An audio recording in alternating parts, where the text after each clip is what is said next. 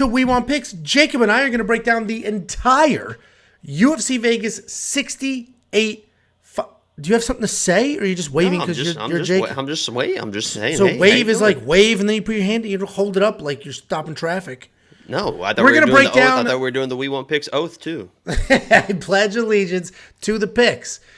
We're going to break down the entire UFC Vegas 68 fight card. We're going to give you our picks, our predictions, our bets, and even our fantasy plays for every single fight on this card. Before we talk about this card, you can hit pause. I'm not going to go through all this. This is what the last card looked like for us. UFC 283 was a success. We netted that.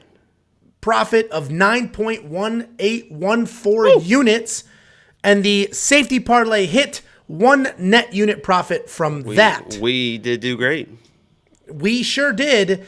We have added a line movement tracker to premium membership. So if you log into premium membership right now and you click on bets, you will see a full line movement chart. This is fully interactive. You can sort any which way you want. And what this allows you to do is to spot that line movement as soon as it's happening. And then you can jump on a train, avoid a line, or anything of that nature. So become a premium member now at WeWantPicks.com. At the top, click. I know. I'm just finishing the last one. WeWantPicks.com. At the top, click Become a Member. And if you want $50 for free, we're just giving away money. The only thing you need to do is go to WeWantPicks.com/bets. Sign up with any one of our betting partners. Use the link.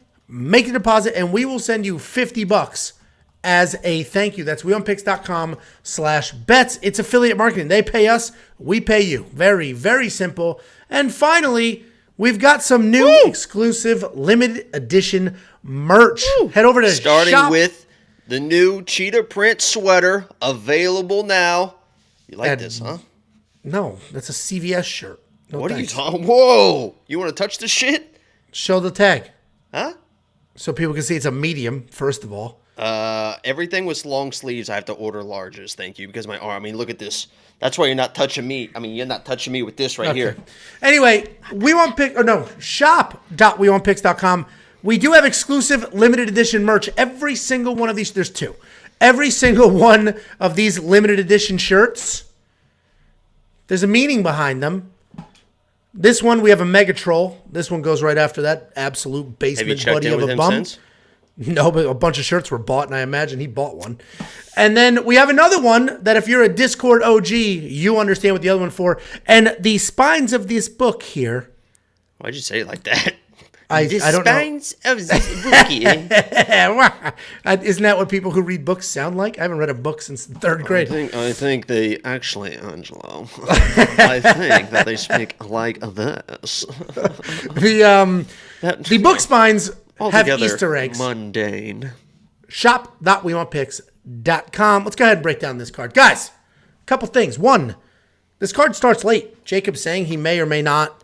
I think live I'm going stream. To. I literally set up the entire stream. I moved everything from Streamlabs to regular OBS, hoping that would be a little bit smoother with the new camera. Set it all up later this afternoon, or earlier this afternoon, I should say. But I'm ready to go, I think. 10 p.m. 9 p.m. start, I think. 9 p.m. is this fight? Oh, yeah. It's a good one to get going, too. Yeah, 9 is when I'm, like, winding down. No, you're asleep by 9. No, I don't want to hear this winding down stuff. You are out by 9 o'clock, especially on a Saturday night. Because I start drinking at 7. Anyway. Earlier than that. AM, maybe. The other thing to point out, I mentioned the line movement tracker. We have the line movement tracker for premium members. We've added it to the slide. This fight, not very dramatic of movement, but we're improving our images. If you've been in the capper space on YouTube for a while, first of all, we're the new kids on the block, and we're absolutely taking off. Thank you all very, very much for the support. But there's a whole crew of people that have been doing it for a very long time. No graphics, topology in the background, minimal effort. And I think what's happened is their growth has stagnated. It's plateaued. The trajectory is not on the right path. They're not. No more. Before it was like this. No, now it's this way. Yep, yeah, it directly in. It's a little getting a little like this. And unfortunately, or I guess fortunately, they're trying to learn from the big boys here. they're starting to incorporate graphics. Nobody's graphics compete with ours. It's not even close. So I would do this. I have done the same thing. If you're not learning from people better than what are you doing? Anyway, we've got the line movement on here as well. So premium members, you get the full chart. You can interact with it, sort, do all the things, and then here, just a glimpse. So the top is what the line opened at. The bottom is what it is now, and we have this for every single fight. Opening up the UFC Vegas 68 fight card, we have Tatsuro Taira taking on Jesus Aguilar. Tatsuro Taira's undefeated in his career. He's coming off his second round submission win over CJ Vergara. And he's taking on Jesus Aguilar, who's 8-1 overall, 5-0 in his last 5. He's making his official UFC debut. And this is an interesting fight. You see the odds. Tatsuro opened as a minus 1,100 favorite. That went all the way back to a minus 800 favorite. That was bet down, and then it not only did it rebound, it came back a little stronger. I get it. He's a very good grappler. He's got very good hands as well, and he's a dangerous kid. A lot of his submissions are from knocking people down and then hopping on them and pulling off the submission there. So he's a dangerous guy everywhere, and he's taking on Jesus Aguilar, who's also a solid grappler, but he's a guillotine guy. And it's weird because he literally looks for guillotines. It's like his go-to move. He's not just snatching it when he sees it. He's trying to set it up. Those are that'll work on the regional scene. Once you hit the UFC, it's going to be harder and harder to find that stuff. Tatsuro Taira is the easy pick here.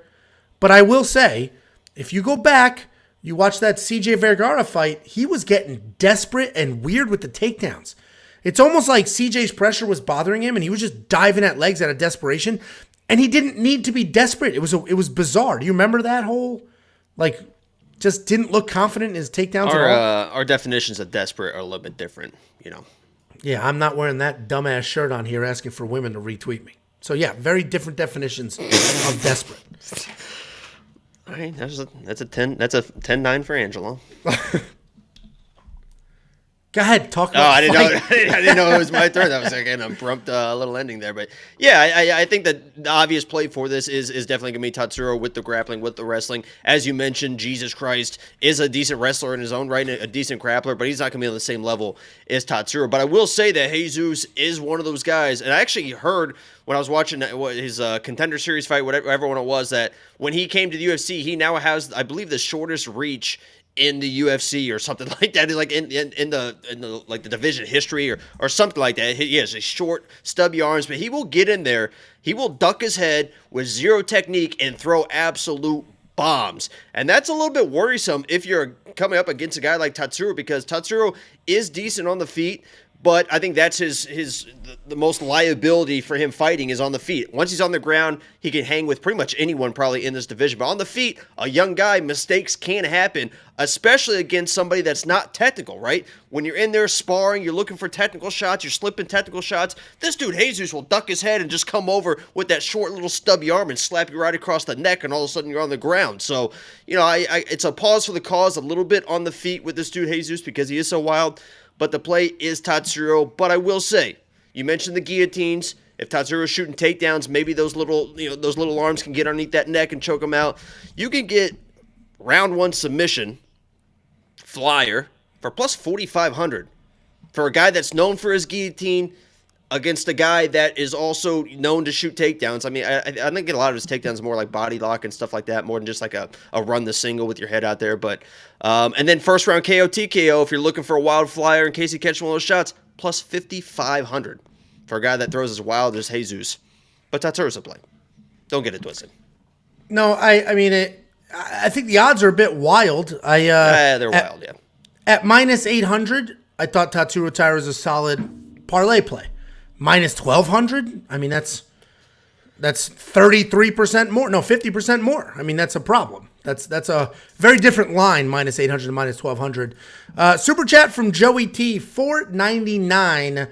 Everyone smash that like button. Become a member as well. What are you waiting on? And Jacob, you better be ready for that late night stream on Saturday. Oh, that's what you were talking about when you said you would join if he's lonely.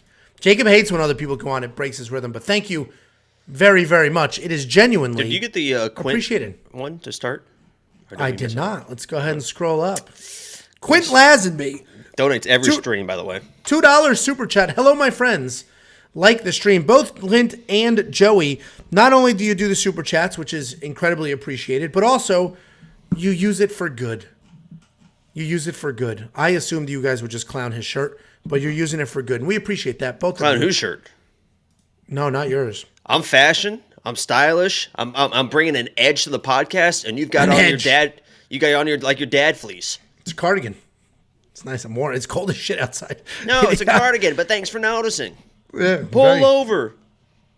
Oh, You don't even know that's from, do you? No, I don't. $9,600 in DraftKings. You got to play Tatsuro Taira, no?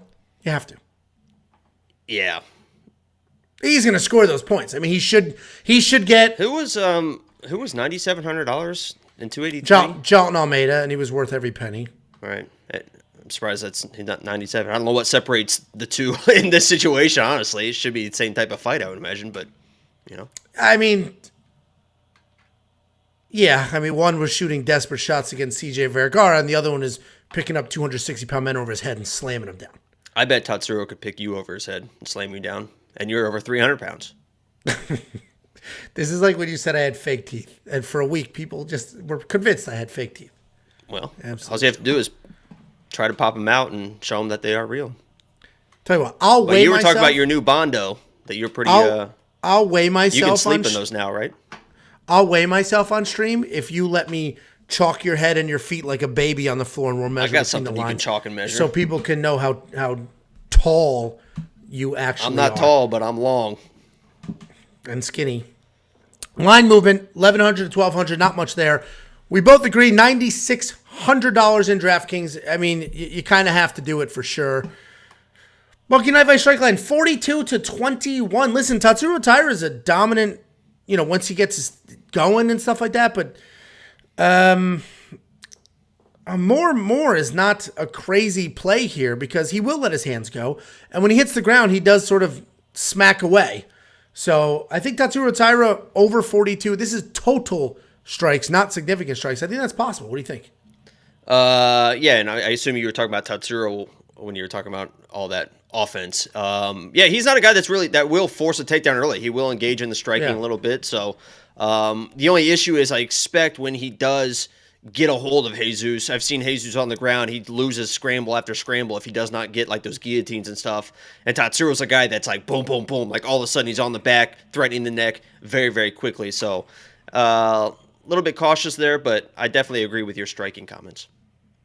Yeah, I think it's going to be more with Monkey Knife Fight. If you want to check that out, weonpicks.com/MKF. If you get a strike line right, if you just do more, less, whatever it is, if you get that right, you can triple your money.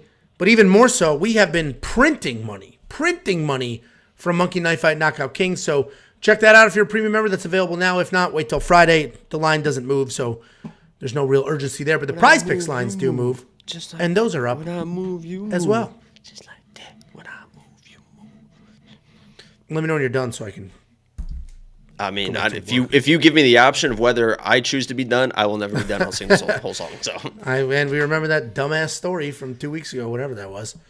I saw a comment that was like, I actually enjoyed that fish story or something like that. It's pretty funny.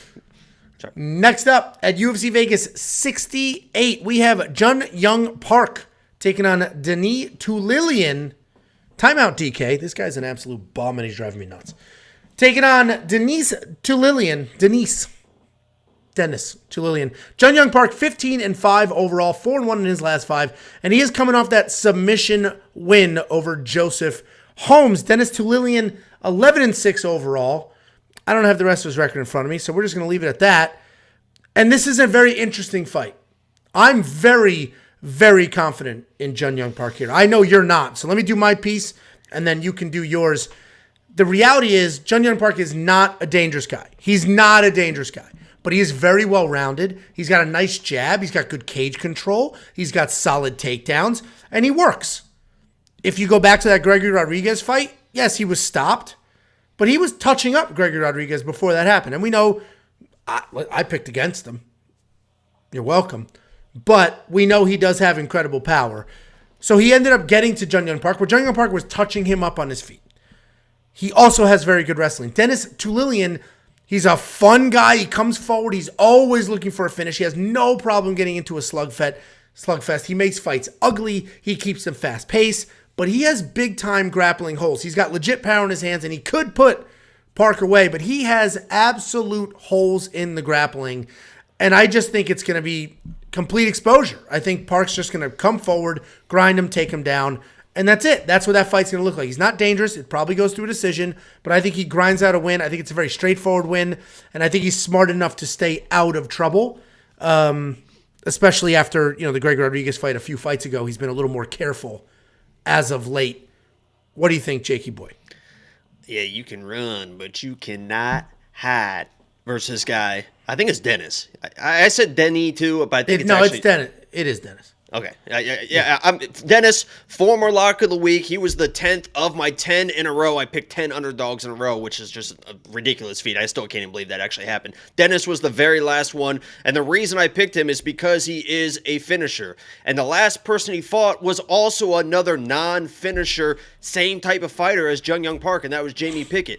Obviously, Jeong Yeong Park is more durable than Jamie Pickett. He's a better overall fighter, but it's the same. It's like a step up, right? It's Jamie Pickett 2.0 is what I would say is Jeong Yeong Park is. And Denis can come in with basically the same game plan, wait for the pressure because Jamie was bringing it a little bit as well, and then wait to land that shot and then just jump all over him because there's no threat and there's no real danger coming from Park. And I have to imagine that the odds makers made these odds because of what you said, right? And if you think he's going to get the takedowns and you think there's holes in the games for Denis, then yeah, this should be an obvious pick for Park. I just feel like Denis showed in his last fight improved takedown defense. I think he's one of those guys that's one of the hardest workers in the gym. He's been sparring with Sean Strickland before. He works with Rant. Everyone likes Rant and his wrestling and grappling abilities. He's always working. He's working hard. He's a motivated guy. He's already a threat on the feet. He just needs to shore up his takedown defense a little bit against a guy that's pretty good, but doesn't have explosive takedowns. I think we would both agree it's not Park's not grinding. Blast doubles or singles and scooping them and running the pipe. It's very methodical, which is much easier for Denis to defend. He's much more dangerous on the feet. I love this matchup for Denis. I think he gets in Park's face and maybe even, and I think he does find a finish, maybe late second round when he really starts pouring on that volume. You saw how he can flip a switch against Jamie Pickett and really put people away, and Park's just not a dangerous dude. So I am Denis all the way in this matchup. Yeah, I'm on the other side. Not only am I on the other side, I have a 2-unit money line on Park at minus 200. So little tiny touch, little baby amount of value there. It's at minus 205 now. But I think the gap on the ground is much wider than the gap on the feet. Jung's not dangerous on his feet, but Jung can strike. He can strike. He's got technical strike. He's got a nice jab. He can strike. He's not powerful, and his chin can get touched up, but he can strike. He's pretty technical, well-rounded. Overall, the better fighter, but also the less dangerous of the two. So you and I are on opposite sides here, but I actually put my money where my mouth was. Do you have a bet on Denis? I do, for premium members. You know what's incredible about that, Jakey boy? When I do the recaps after and I think the fights, that's a pretty good bet. Do you remember what that bet was? No, but I think you would agree with it as well. If you think hard, you can probably figure out what it is. Probably, yeah. So it's probably a world where it doesn't matter what I'm about to say. Because I was gonna say when I show the I mentioned UFC 283, Jacob and I together are up 9 point whatever net units. If you tailed, which I never recommend just tailing bets blindly, but if you tailed every single bet we put on the screen, you would have been up 9.18 units. We have bets that contradict each other. We are two different human beings with two different looks and two different plays, and that just goes to show you how incredible it really is. Because there's some bets like this, depending on what Jacob's bet is. There's not a world where we both win. I could win and he might get a refund, but we can't both win, and that's what's there it is. Wink, wink. That's what's interesting about some of these bets. So do your own research as well. But if you want to be a premium member, it's only $10. I shouldn't even have to do the sales pitch anymore. It's $10 for everything. It's not at this point. If you haven't done it, you should. Check it out. WeOwnPicks.com. At the top, click become a member. $8,500 in DraftKings. I do like Park. I think there will be takedowns. I think there will be control time. And I think he's a good mid-level play there. But if you are on the Denis Tiuliulin side, you obviously think he wins by stoppage. So $7,700 is a pretty solid price point there. I think it's decent value, and look out for because I'm telling you that Denis, his takedown defense is improving, and you even saw Park with a takedown against Joseph Holmes get reversed against a guy like Joseph Holmes who absolutely sucks. I told him he sucked. He was very upset about that. Now I guess Kevin Holland thinks he sucks as well because apparently they jumped his ass. But yeah, I don't know what I was saying. I get sidetracked. Yeah, you did get sidetracked. That made no sense. We got people in here talking about baseball. I don't know why you'd ask those questions on this stream. Monkey Knife Fight strike line 80 to 61. I'm going to leave it alone because if Park gets the grappling going, Denis is going to have a harder time getting to 61. And if Park gets the striking going, if Denis gets the striking going, Park's going to have a hard time getting 80. So honestly, it's probably a less. But the issue is it might be a more less or a, So I'm not going to touch that Monkey Knife strike line, but if you do want $50, just go to weonpicks.com/bets. Sign up with any one of our betting partners using our link. Make a deposit. I'll send you $50 as a thank you. Next up, at UFC Vegas 68, we have the absolute lock of the card. If you're not putting your life savings on this fight, what are you even doing? You hate money. Because we have Ji-Yoon Kim taking on Mandy Bohm. Ji-Yoon Kim, 9-6 overall, 1-4 in her last 5, but her last 2 losses were very close in her defense. Mandy Bohm, 7-2 overall, 3-2 in her last 5, and she is looking for her first UFC win. Ji-Yoon Kim's a striker. She likes to fight at range, pick people apart. She is on this very unfortunate 4-fight losing streak, but you look a little closer, all 4 of those losses were close, like she's not getting put out. And her last 2 could have gone her way. And frankly, one of them absolutely should have gone her way. She's one or two judges away from being on a 4-fight win streak. She has been taken down in 5 of her 6 UFC losses. And what ends up happening is she ends up in these like close striking fights. And her opponents are able to get a takedown. Just one takedown. And the judge is like, oh, there it is. And then bang. They get that decision. And she's losing these very close split decisions. And frankly, it seems to be because of the well-timed takedowns of her opponents. Mandy Bohm, she's well-rounded. I mentioned she's pretty good everywhere. And people are like, oh, she sucks. You guys said the exact same thing when I said the Zara Farn Josiah Nunes fight was going to be close. Oh, Farn sucks. It won that fight, though. I mean, it wasn't really that close. That wasn't a homer decision? That wasn't a homer decision? What the hell? It wasn't a homer decision. She got she got beat up for easily 2 rounds. Nunes almost put her out at the end of the first 2. Nunes is lucky she survived the first. Anyway, that's not the point. It was a pitter-patter shot. She was... Okay. Get out of here. No, Go take a walk. Literally stumbling around. Anyway. Go do some jumping jacks. Mandy Bohm is pretty well-rounded. She's pretty good everywhere. She's not great anywhere. She's sort of a utilitarian. She'll work through what she needs to. She crushes on the regional scene. Undefeated, came into the UFC and just really can't find that win here. The line movement is interesting. It has peaked and now it's coming back down. Kim, minus 265 favorite to open. That ballooned up to around minus 300. That has come back down to minus 251 because I think people are realizing, like, what am I doing? What am I doing? She's lost 4 in a row. She's going to be the better fighter. She should win this fight. She's absolutely the pick. There's zero reason. I'll never understand the people that see those odds and they're like, oh, I'll put money on that.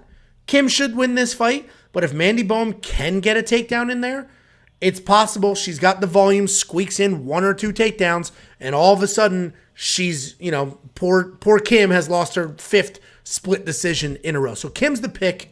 Keep your money. Just leave this one alone. What do you think, Jakey boy?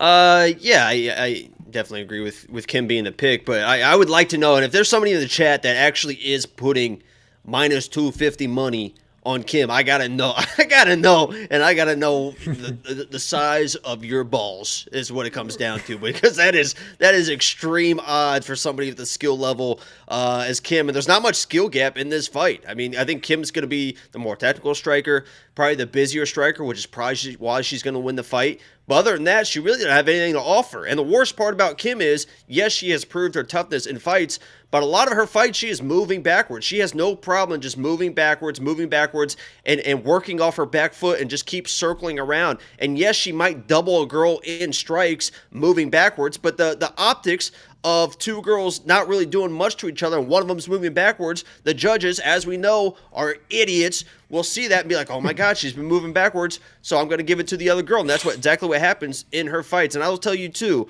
I agree with Angelo. I don't think Mandy is as bad as people. If you watch that Victoria fight, she came in very, very confident. I think she thought that she was definitely the better striker in that matchup. And I just think it was an overconfidence thing. She came in, thought she was going to put Victoria away because Victoria really hadn't shown anything on the feet. Victoria bit down on the mouthpiece, was throwing some extended combos, and all of a sudden Mandy was like, uh-oh, now we have a fight, and really couldn't adjust. She's going to come into this fight much more prepared, ready for a war. She knows how tough Kim is.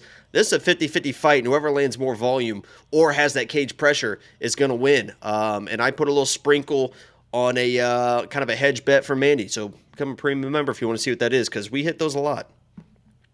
Yeah, we're very fortunate that our go-to book is Bet Online that has a bunch of safety net bets in there.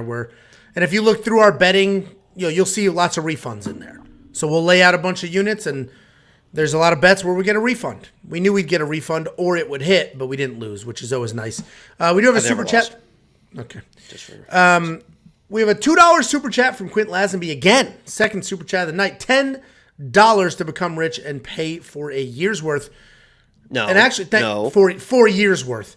And I appreciate that because what? No, it's a joke because you said 4 years worth. You said a year, but then you said 4 years worth. And you said it right, but I interpret it like I'm correcting you like it's 4 because you said 1.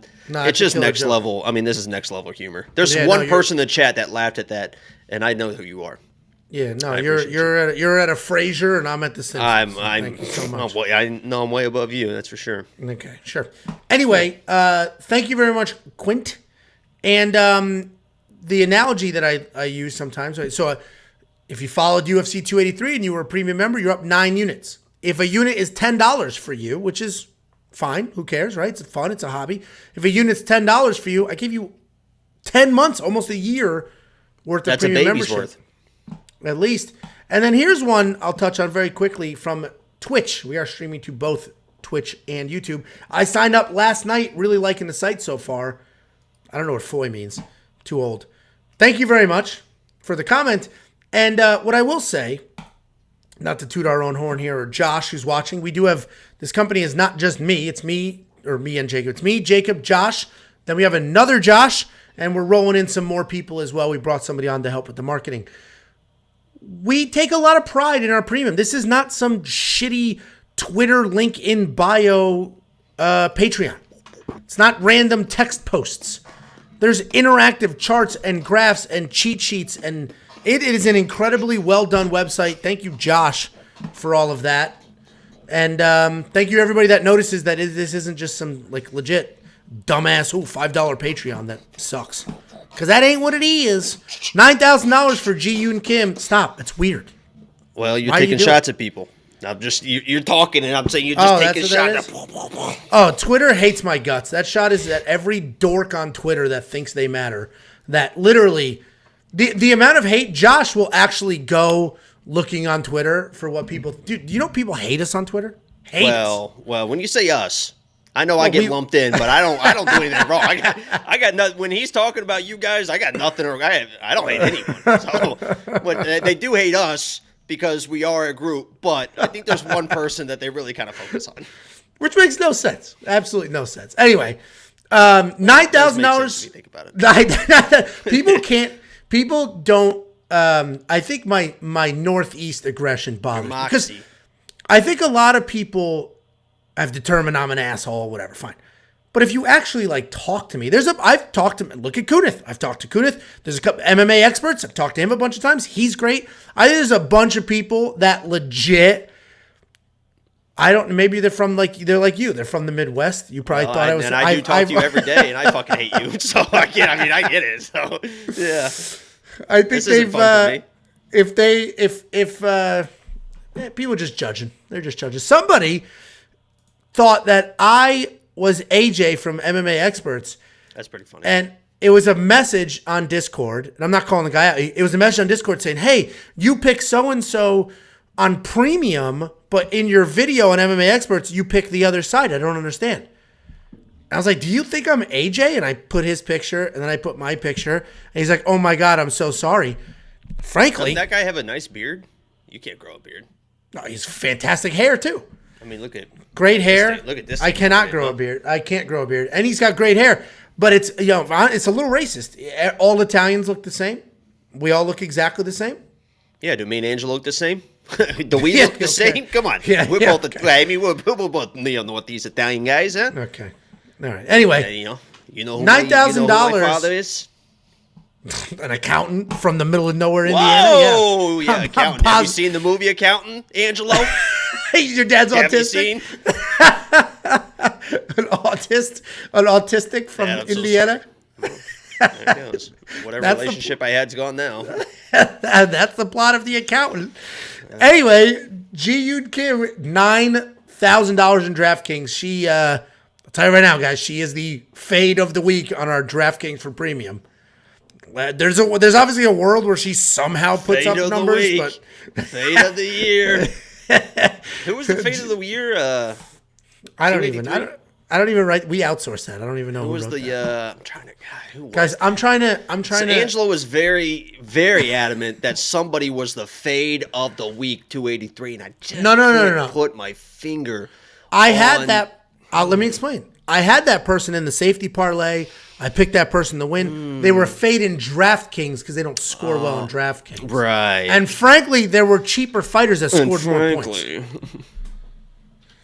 Anyway, Ji-Yoon Kim, $9,000. It was Gilbert Burns. It was Gilbert Burns. He said fade Gilbert Burns. Gilbert Burns picked him up 30 seconds in the fight, slams him on his head, and just submits him. DraftKings. Anyway, can we agree to fade Ji-Yoon Kim in DraftKings this week? I don't know. If people are putting money on her at minus 250, they must know something. So maybe she's going to be in the optimal lineup. I mean, Jesus Christ. She does throw a million strikes, so. But she can't finish anybody, and she's barely winning as many split strikes decisions. as she throws, she could score 110 points in a decision. They're only 0.2 points each, but I hear you. I'm telling you. Somebody knows something going on. I don't know. Conspiracy. Where's Eddie Bravo? Well, so I'm not going to touch that, but the Monkey Knife Fight strike line, frankly, more and more is probably solid because they're just going to smack each other around for 15 minutes, and there may be one or two takedowns in the mix on either side, and it's going to end up being a split decision, frankly, because that's all Kim does is fight to split decisions. Wins or losses, it's all split decisions. That's a generalization, but she may have more their split decision to win ratio might be... What, are you laughing at my math here? No, all caps. Where's Jimmy Hoffa, Angelo? He's under Giant Stadium, the old Giant Stadium. Everybody knows that. Angelo? Why do you even have to ask? Everybody knows he's under the old Giant Stadium. No, they did that on Mythbusters, and they busted it. Okay, they're going to let them do that for real? That was a sham, too. I would never. Mythbusters has never let us down. You know they hated each other? Like, literally, it's kind of like this. I mean, Mythbusters, it's kind of like this show. Like, you watch that show, you would have never thought. But literally, like, off screen, I guess they just, like, literally, like, fucking hated each other. They must not have started that way. It must have become that. I think that even, like, when they were putting the show together, I'm trying to remember, but I thought it was boy like... band? Like, somebody they put knew them each other together? before the show and didn't really like each other, but then it just, like, worked well. I could be misremembering, but it's a lot like this show. Well, good for them. Look at that professionalism. And we're making it work, all. too. I mean, look at us. Yeah. Kind of. We are. Kind of. It seeps through a little bit. More on your side than my side. I'm more professional. Okay. Guys, just become a premium member, please. Next up, at UFC Vegas 68, we have the first of 4 road to the UFC tournament final fights. Oh, my God. This is what? Because I said tournament and not tournament. This tournament is made up of many people basically trying to work their way into the UFC. Very simple concept. All lighter weight classes. All 4 of these fights are very, very exciting. And the first of the 4 is Hyun Sung Park taking on Seung Choi. Hyun Sung Park is 7-0 overall. He has 6 stoppage wins in his career, and he's taking on Seung Choi, 6-1 overall, 5-0 in his last 5. He's coming off that decision win over. You know what's funny is look what I just put in the chat. Someone asked if they wrote in Italian, would you guys understand it? Literally, as I sent that, you stumbled over your word. I said, Angelo barely knows how to pronounce English words, let alone Italian. Right? I don't. I understand Italian because my mother's an immigrant. Oh no, you don't. Okay, but I don't. What does this mean? Where I'm from, how you doing? Down here, just shotgun noise. Anyway, first fight, flyweight, tournament final. And we've got a good-sized favorite here, but that line is moving. Hyun-Sung Park opened as a minus 200 favorite. He's now sitting at minus 180. He's a slick grappler. He has one single game plan. Come forward, find the opening, get it to the ground. He is a finisher. He snatches things up very quickly on the ground. And if you watch his last fight, he just plots forward slowly, throws almost nothing, and then as soon as he has his chance, he will just pressure, get a takedown, and immediately work towards a submission. Seung Choi is pretty well-rounded. He's got a loose, technical striking style. He's constantly moving, constantly managing range. He does not have like full-blown one-punch power, but he's technical, and he can wear you down on the feet. He does a very good job game planning. If you watch his 2 road to the UFC fights, they're very different. He had a striking showcase in one, a grappling showcase in another. I think this fight should be much closer than these odds, and there's going to be a lot of people in for a wild ride with these 4 fights. None of them are in the UFC. Lighter guys are always just like wild in general. There's huge experience gaps in these 4 fights. Not this one, but in some of these fights. I would not be parlaying a lot of these people. I'd be very careful with these 4 fights because there's some stuff going on here. And I like Choi. Right out of the gate, I like the plus 155 underdog in this matchup. Park's a solid grappler, but he has trouble on his feet. And Choi is just the overall more well-rounded fighter. And I got to go with the more well-rounded fighter in this fight. He can be taken down. He can be held down. But he's got a 90% takedown defense so far. And, hopefully that works for him. So I like Choi here. Plus 155 underdog to open up this tournament final. What do you think? Yeah, that's actually not a bad pick. I don't think at all, because I have Park in this, but it's probably my least of like my favorites. It's probably my least confident favorite, and I agree. I think the odds should be maybe like a minus 135, maybe a minus 140 for Park is kind of how I see this part, because yeah, he is more dangerous, especially on the ground. Once he gets you on the ground, he is an aggressive grappler. He's looking for a finish. He's not just like a lay and pray type of guy. But as you mentioned, on the feet, he does just kind of plot forward. He doesn't really force the takedowns, and sometimes in his fights, it takes a while for him to get a takedown. And one of his last fights, he didn't even get a takedown until he was knocked down. And then he was like, oh no, now I have to wrestle against a guy that was a kind of a pure striker. And Choi's not like necessarily a pure striker. And they keep talking about his right hand, like he's got this powerful right hand. I don't see it. I've never really seen it, especially for like a lightweight guy, as you mentioned in these fights. But they say he's got power. If this is on the feet, I think it's a 50-50 fight on the feet, and Choi might have the power advantage. He's definitely going to have the aggression advantage. He's a very confident fighter. He's one of those guys that, 30 seconds into a fight, he's pointing towards the center. He's in your face. He's taunting you. That could get to Park. I agree. I think this is more of a 50-50 fight. If it's on the feet, I think Choi could have the advantage. Park, if he wants to win, the path is wrestling. We'll see if he can get that done. My pick is Park, but, I'm not putting him in parlays, and I'm not putting, money on him or anything like that. So I don't hate your pick.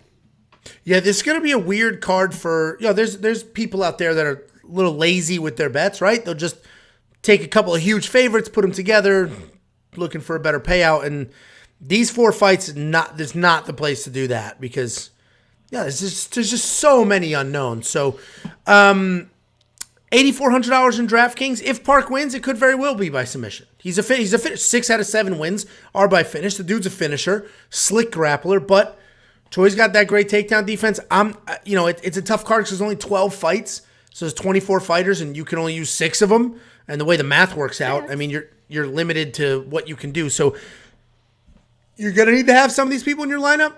These people, meaning the non-UFC vets in the tournament final. I would prefer Choi in my DraftKings lineup than Park.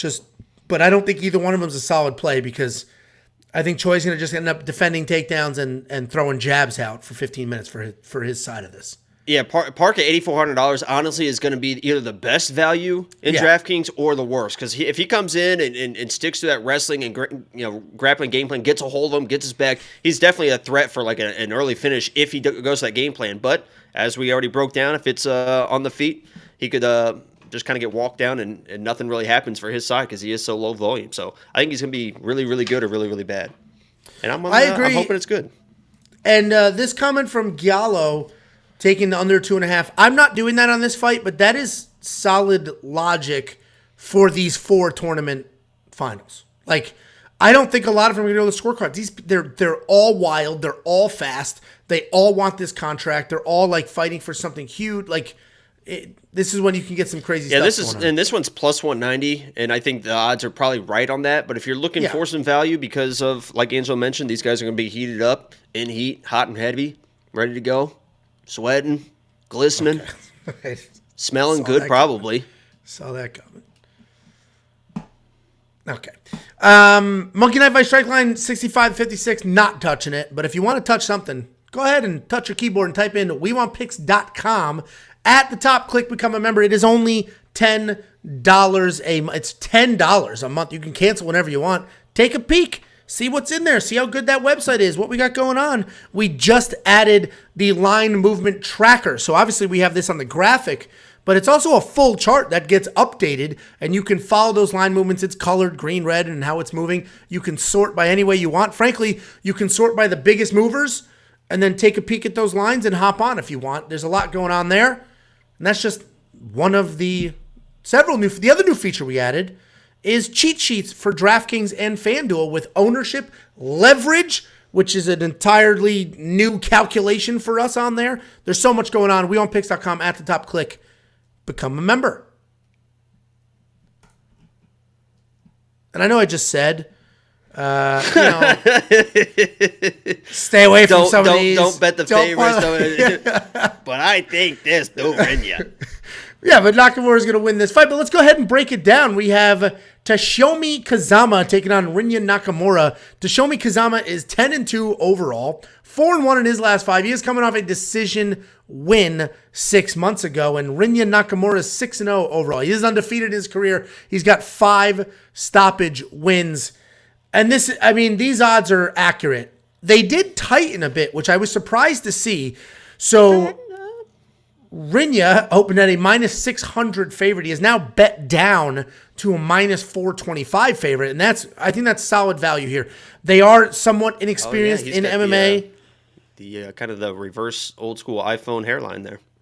Remember that Samsung commercial? Or that was the iPhone commercial with the Samsung guy with the hair with the notch cut out or something like that. I know it was a Samsung commercial making fun of the iPhone notch. Rinya's kind of got the reverse kind of like that notch in his head there. Yeah, I don't remember that. Anyway, Rinya Nakamura is a fantastic wrestler. He's a very high-level wrestler. This is not a MMA fighter who learned how to wrestle. He is a wrestler who competed on the world stage and then transitioned to MMA. He's still young. This isn't like a Mark Madsen situation where he's late 30s and then, competing in MMA. He's still very young, still athletic, fast, strong, all the things. He can be wild in his striking, but he's so confident in his wrestling and his ability to not be taken down or get a takedown whenever he needs one, he doesn't really care. He's fighting Toshiomi Kazama, who's also a very good grappler. He averages 2 takedowns per fight on his own in this tournament specifically. His takedown defense needs some work, and that's going to be a problem here. But his BJJ is very slick. He can scramble, he sweeps, he even submits off of his back as well. So this is going to be sort of grappler versus grappler, if you will. Rinya's going to be the far better wrestler. Kazama's going to be the better actual just jiu-jitsu guy. I think Rinya's going to be the better striker, albeit a wild striker, but I think Rinya does what he wants on his feet, does what he wants on the ground, and I think he's got a good enough base and good enough jiu-jitsu defense to not get submitted. So I love Rinya Nakamura in this spot. I think the minus 425, I wouldn't necessarily lay out 4 units to win in 1 unit, but I may, I'd parlay them. I'd grab, we'll talk about some other fights on this card that are worthy of a parlay. I'd grab some others, smash them together, because I'm very, very confident here. What do you think, Jakey boy? Shit, man. Yeah, I mean, this should be straightforward, right? You see it on paper, and Angelo's breakdown was 100% correct. Rinya should come in If he wants to mess around on the feet, he really shouldn't have any issues there. But the path to victory, get the takedowns, get the control, get out of there with a win. But there's something, as I'm watching film on this guy Kazama, and as I'm thinking about it every day, and I'm looking at bets, and I'm looking at this, and I'm looking at that, there's just something that tells me that this dude Kazama is very, very live in this matchup, as Angelo mentioned, because of his scrambling and jiu-jitsu's ability. This guy is... He doesn't just sit and guard and do that stuff, right? He's always looking for sweeps, submissions off his back. He's a very, very aggressive defensive grappler. I mean, that doesn't really make sense, but I think it does kind of make sense. Off his back, he's always going to be threatening Rinya.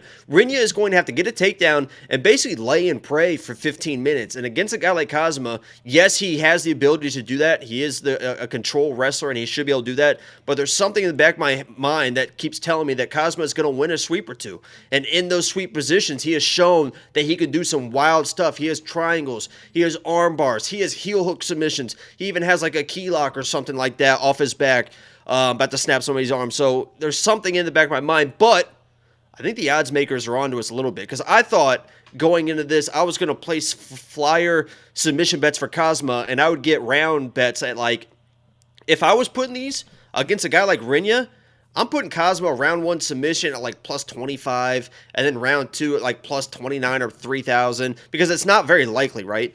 But if you look at these odds that are on here, Kazama by submission is plus 1,600 for the first round. I just don't think there's enough meat on that bone for a flyer type bet, so I'm probably not going to place it. But if you're looking for a little bit of a flyer that, there's a little bit of meat on that bone, you might play something like that. But this should be Kenya's to win, but something's telling me Kazama is going to be a little bit more live than people think.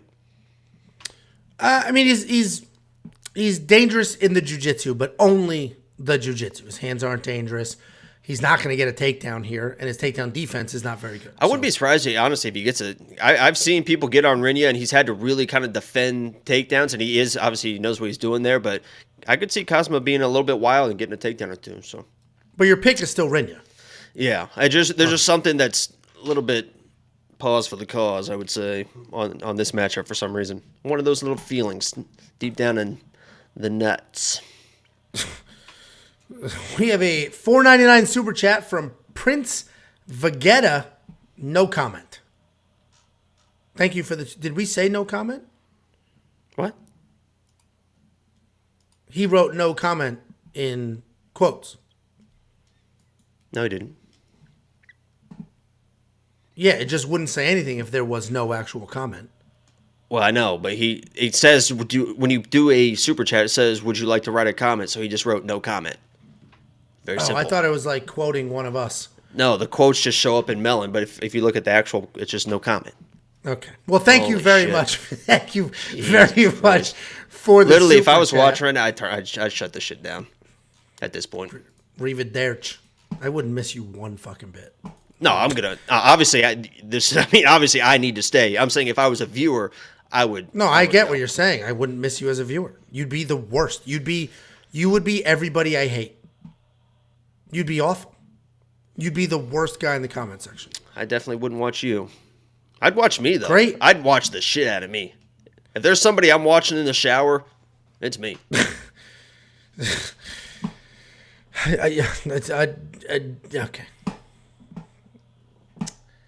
$6,900 in DraftKings. You spending that on Kazama?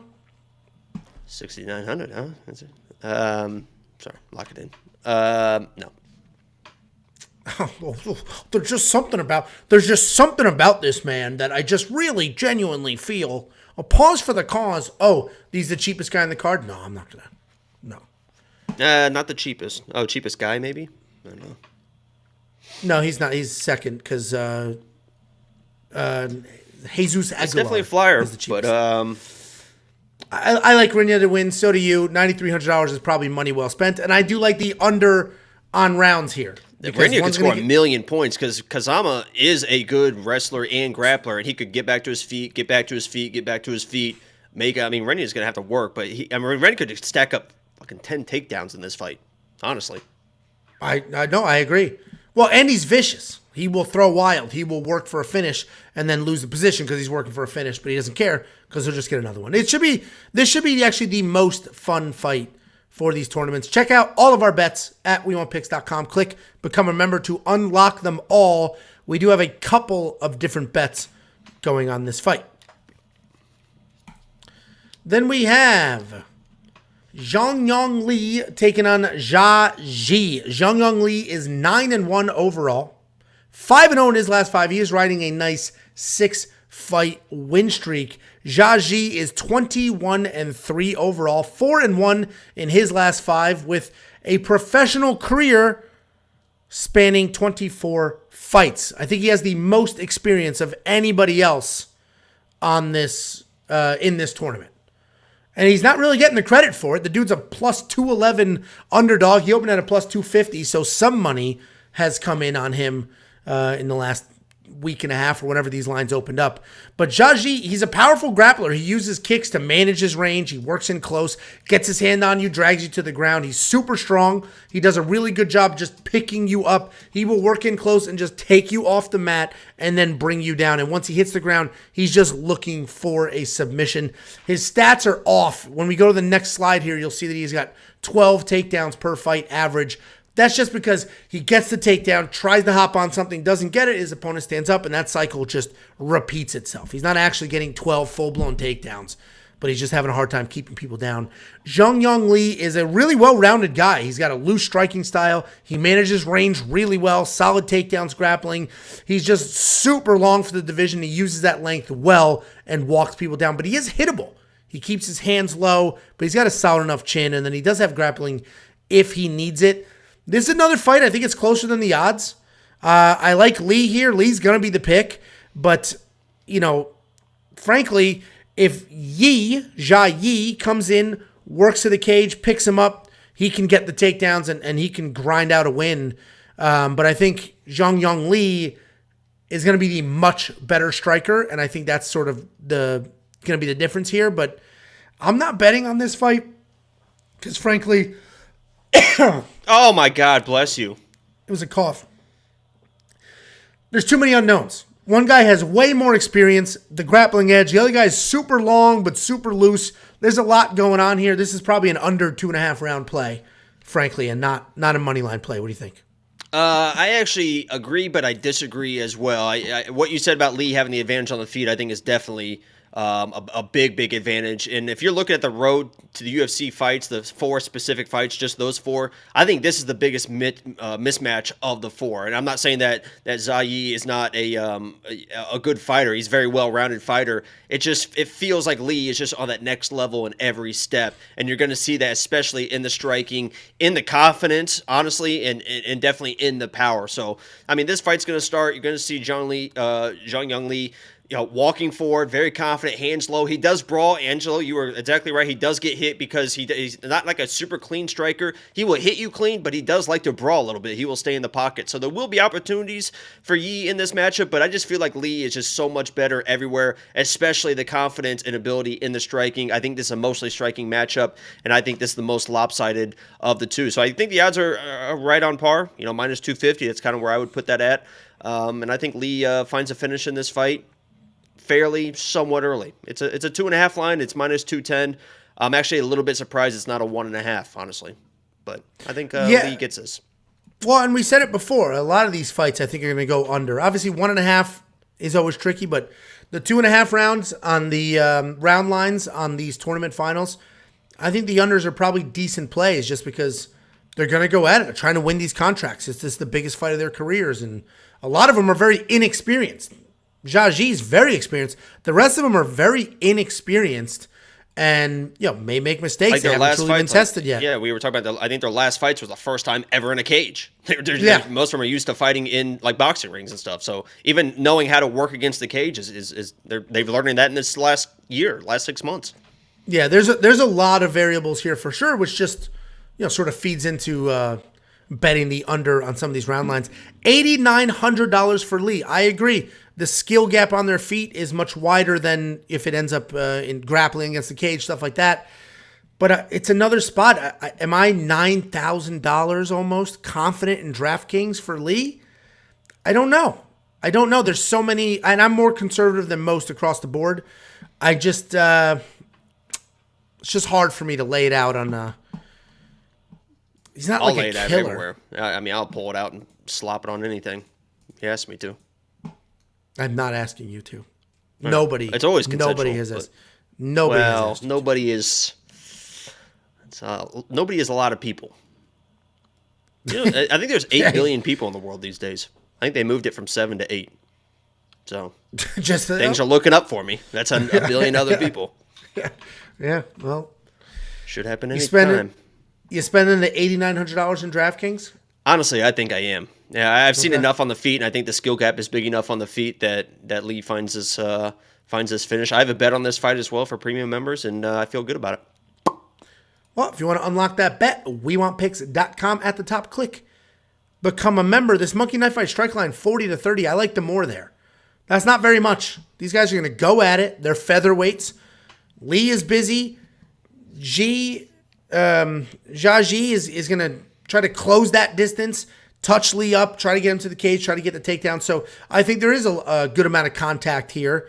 And I like the over 40.5, over 30.5 strikes. Again, this is total strikes, not significant strikes. So it's anything, pitter patter, everything counts. So I like the more and more there. Do you as well? I could see the more and more. All right. Well, if you guys want to give the less. You want to give that a crack, WeWantPicks.com/MKF. They will instantly match your deposit. You give them $20, they'll give you 20. You give them 100, they'll give you 100. Take the free money. Play some of these lines, and if you lose, you miss. Who cares? It was their money. If you win, well, you have even more free money than you did before. Next up, at UFC Vegas 68, we have the final tournament final for the road to the UFC. We have Jeka Saragih taking on Anshul Jubli. You know, both these guys, just real quick, kind of look like hairstyling model magazines. Like when you go to Great Clips or whatever, you open it up and you're looking for haircuts. They both kind of look like, I'll take the Jeka. Give me the Jubli. I'll take the Jubli. I like the slick back look. They do have nice hair. I would take the Jubli. That is nice hair. Very nice hair. Well, I don't think you could. I think you might be forced into the Jeka, honestly. Kind of the spike at the front. That's what a lot of people with your condition. Yeah, that's what a lot of people do. You know, just kind of grow it out long and really. Okay. You know, there's a guy at the gym, and if you're watching this, I don't know why you would be, but you know, I apologize. Full ponytail, right? I mean, full ponytail, bushed up in the back. On top, it's like. It would be better. I've seen guys with like bald, but they just kept like their old ponytail, you know, even though they go bald on top. But this guy is like super, super wispy on top, so it like looks like super, super weird. What's wispy? Thinning? Yeah, it's a pain to look at. I mean, it's just like there's like hardly anything there, but he's rocking the full ponytail and stuff. Yeah, it's rough. It's rough out there. Just hanging on to the glory days. Jeka Saragih.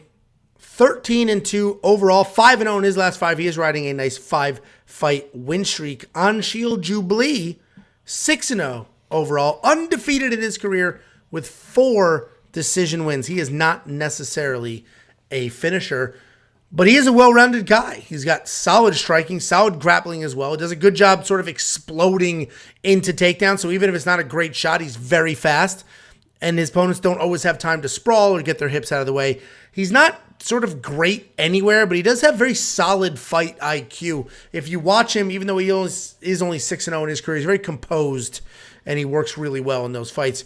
Jeka Saragih's stupid powerful. Stupid powerful. He has Derek Lewis power at 155. He's a little Indonesian Derek Lewis. He looks for the chin. He finds the chin. And what's even more impressive is he's got very solid grappling and BJJ as well. He can work takedowns and submissions if he doesn't find that power. My concern for him and others like him are they get the power, they get the knockouts, and then they just forget about everything else. That's all they look for forever. And if he's just throwing bombs, trying to find Jubli's chin, you know, it's a tournament final. He wants that big knockout. Jubli's going to shoot on him and take him down and win this fight. That's what will happen. But I think he does find the chin. I think Jeka wins this fight. I understand the close odds, but I think Jeka wins. I think Jeka, you know, frankly can hang on the ground, should have decent enough takedown defense, and he obviously, by far, without a question, has way more power in his hands. So I like Jeka to win this fight. I think he should be the favorite. I think the plus 105, minus 125 should be flipped. But this opened as a straight-up pick'em, and the line moved a little bit. The line has moved. It Jeka opened at opened minus as like 110. way ago, like a minus 130. The opening line was minus 110. Well, it's not what I've seen, so I wanna, Okay. I I'll wanna go on find- best fighter. Why don't you Yeah, break let's do this it. fight down? Wow, I'll do it Okay. right now. I'm already there. Boom. Okay. It actually was like at minus like 170 at one point. But On those which book? Yeah, tell me. I'd love to here see we go. this. I'd love to see it. aren't. Where is this Jeka? I'd love to see it. Did they remove it? Oh, there it is. Jeka opening You're gonna go by odds. SD, which isn't even At, like a real book. Okay. January 19th, he was minus 141. January 20th, he was minus 136. January 20th, you're just was picking minus and choosing- 118. No, but why this is bullshit is you're just picking and choosing whatever book. We use Bet Online. You have to use our book, Bet Online, and that's ref with best fight odds, and he opened at a minus 110. I'm just saying, like, overall, he was a minus. I didn't say anything about that specific book. I said overall, and then you try to trash me, as he typically do with that Northeast attitude. You know? No, Now you see. Hey, Twitter people, I get it, man. I get it. I mean, I deal with this all the time, too, so I get it. Guy's an asshole, right? Yeah, why don't we hear your breakdown for the fight? No, I think your breakdown is pretty much spot on. Honestly, it's as much of an asshole as you are, but you are right a lot of times, which really kind of pains me more than anything. Honestly, 'cause there's nothing worse than an asshole that's always right, because they always think they're right, and then they're typically always right, and then it really kind of pisses you off even more. So hats off to Angelo for always being right. But Thank you so much. yeah, Jeka, I think, is the play in this matchup. I think he's a better overall fighter. Angelo mentioned the wrestling credentials. I think he's a better wrestler than Jubli. You said that and I think it's Jubli, not Jubli. It is. It is. Jubli. Yeah, okay. It's right on the other graphic, not this one. You said that Jubli might try to wrestle. I don't see that at all when I watch Jubli. He's a very, very good in the pocket boxer, especially early. He's one of those guys I mentioned in my quick pick video. He likes to be first and last. So he will start the exchange, stay in the pocket, try to head movement, slip a counter, and then be the last with the strike. And he's very good at that, especially early in the fights. The issue is, as the fight progresses, especially late first, into the second, late second round, those hands get lower, his head movement style gets a little bit sloppy, and he starts getting hit like crazy. And as Angelo mentioned, you do not want to get hit against a guy like Jeka. And Jeka is one of those dudes that, yes, he will get tired as well, but he will not quit, and he will throw some wild stuff even late second into the third round. So I think there's multiple paths to victory for Jeka in this fight. I think he can out-wrestle Jubli if he wants to and choose that path, or be patient, wait for those shots. Jubli's going to be in your face and do exactly what he did in his last fight. And that last fight, that last KO, if you did not see that KO, absolutely terrifying. That sounded like a goddamn shotgun going off when he hit that dude. And what did he do? He was just against the fence, waiting. That guy paused for a second, and he just threw a straight left right down the pipe, perfectly timed with the power. I love Jeka in this matchup. I think Jubli gets sloppy late. Jeka finds that knockout, or he just dominates with his wrestling the whole time. He's got multiple paths. I love him this week. No, I agree with you. The bet I do have on this fight, here's a little peek behind the premium curtain. Woo, woo. Under 2.5 is only minus 125. I do not see this going to a decision. We got insane power. You know, these guys will go at it. Jubli's not shy. He's a decision guy, but I don't see him winning this fight. I think Jeka wins this fight. So I like that under 2.5. As we've said 10 What did times you on get this. at? Did you place it? Yeah, it's minus 125. It still is. I just checked. Oh, well, I did does not go the distance at minus 140, and that's now minus 155. So it's moving. The 2.5 will probably move with it, or unless Yeah, you got it after it moved. But yeah, I know I got it as soon as it dropped. It's been sitting there. It's funny because people just, I guess they want that extra 2.5 minutes for whatever reason. That's all you're why paying I took for. it. Yeah, That's all you're paying for. I got minus 140. You can get under 2.5 at minus 125. I'd rather take minus 140 and have the whole fight, because a lot of things can happen in these fights, especially late. I think Jeka had a third round spinning back fist KO. I can't remember when that was, but I think it was a third round spinning back fist. I mean, things get wild. I'll take the whole fight, but I definitely think it's inside the distance, and Jeka wins. Thank you for listening. Well, I'm with you here. The price points in DraftKings are saying it's a pick'em-ish fight. Same with the opening lines for Bet Online, and I get it. I totally get it. It makes sense to me. I think frankly, Jeka's going to win this fight, and I like the $8,000 price point. This is going to be like UFC 283 though, where I think you need one side here, right? This is a very affordable spot. if Jubli wins, he can score well. I don't think he's going to. And if Jeka wins, he absolutely will score well. So I think you actually pretty much need a side here. So obviously I like Jeka to win. So does Jacob. I don't like the Jubli value. Even if you think he wins, I don't think. I'm going to spend the $8,000 in DraftKings for Jeka. Are you? Yeah, I think we might have the same lineup. All right. Which I don't mind. The success that I've been having, I don't mind. I mean, I get. I just won. I won our Friends League at 283. I had to double check that. No, go ahead. Monkey Knife Fight strike line 55 to 60. Not touching it. Not touching it. This could be a one punch power thing, a TKO. It could be. I don't know. I'm not touching it. And I do have Jeka in my Monkey Knife Fight Knockout Kings entry as well. So 100%. You should sign up for Monkey Knife Fight just for Knockout Kings. We have been, I mean, somebody in the chat, let me know the last time we missed. We can't miss that. It's almost like that episode of South Park where they tried to be the worst team and the other team was just better at being bad. Can't miss. Speaking of not missing, I mean, in our Friends League, I mean, these are my recent placings. So 2nd, 4th, 2nd, 5th, 2nd, 3rd, 5th, or 1st, 5th, 4th, out of 5. 4th, out of 5. 3rd, 2nd, Yeah. 2nd, Okay. 4th, 3rd, 4th, 6th, 3rd, 1st. I mean, and that's how many people? 30, 40, 50 people in here. I didn't get out of the top 5. The consistency is unreal. The domination is unmatched. And I'm the best at everything that there ever was. So you better put some respect to my name. $4.99 from Prince Vegeta. No comment number 2. Appreciate you very much. Now I know what that means. So thank you very much. It is genuinely appreciated. And somebody asked if I picked Bohm. No, I did not pick Bohm. It's on tape, man. What is it? Why are you asking the chat? There's that attitude that people don't like. You could have just answered. But you had to throw a knife down him. It's like asking. It's like having the menu at the restaurant that says specials with the specials, just and then asking the waitress, "What are the specials?" Did you pick? I just started the stream. Did you pick Mandy by Indy? No, you stupid idiot! Rewind the stupid fucking video 30 minutes and figure it out for your damn self, you ass. That was you. That was your response. Well, you could have just been. I'm just teaching people to be better. I'm teaching people teaching people to be better. That some people that probably will. There you go. You learn. That's how I learned. Most people are just gonna walk away. But not better. WeOnPicks.com. It's like the Michigan phrase: "Stay, and you will be champion." There you go. If you just stick it out, take the bowling a little bit, you're gonna come out of man. We're changing boys to men. You know what's funny about that would be? Imagine that as a band name, Boys to Men. Holy shit, that would be incredible. The couple of just get good Midwest white guys and name that band Boys to Men. The what was interesting when we first started doing this, and now everybody loves the banter and they get it. But early on, people were like, "You're so mean to him. You guys are so mean." I think they hate each other.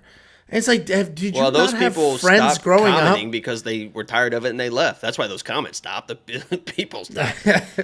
But it just makes it's like my friends are the meanest. I can't think of the last time my friends have said anything nice. My friends are so mean. I'm very sweet. I'm sweet and kind. That's what girls say about me. All of them. All 100 of them. You're a nice enough guy, but you have a very... Hey, careful. Hey, hold on. There could be girls that come back and reference this. Please this is on my resume. A very dark, horrifically mean sense of humor, and you're afraid of your own shadow. It's a real weird vibe. I am super nice, but it doesn't make sense. Yeah, but the comedy side is... nobody knows that side because it's not YouTube friendly. You know what I mean? But it's a lot of fun. I'll tell you that. It's horrific. It makes sense that that's my comedy style. It doesn't make sense that it's yours. $4.99 super chat from Logan, longtime member here, been here since the old days.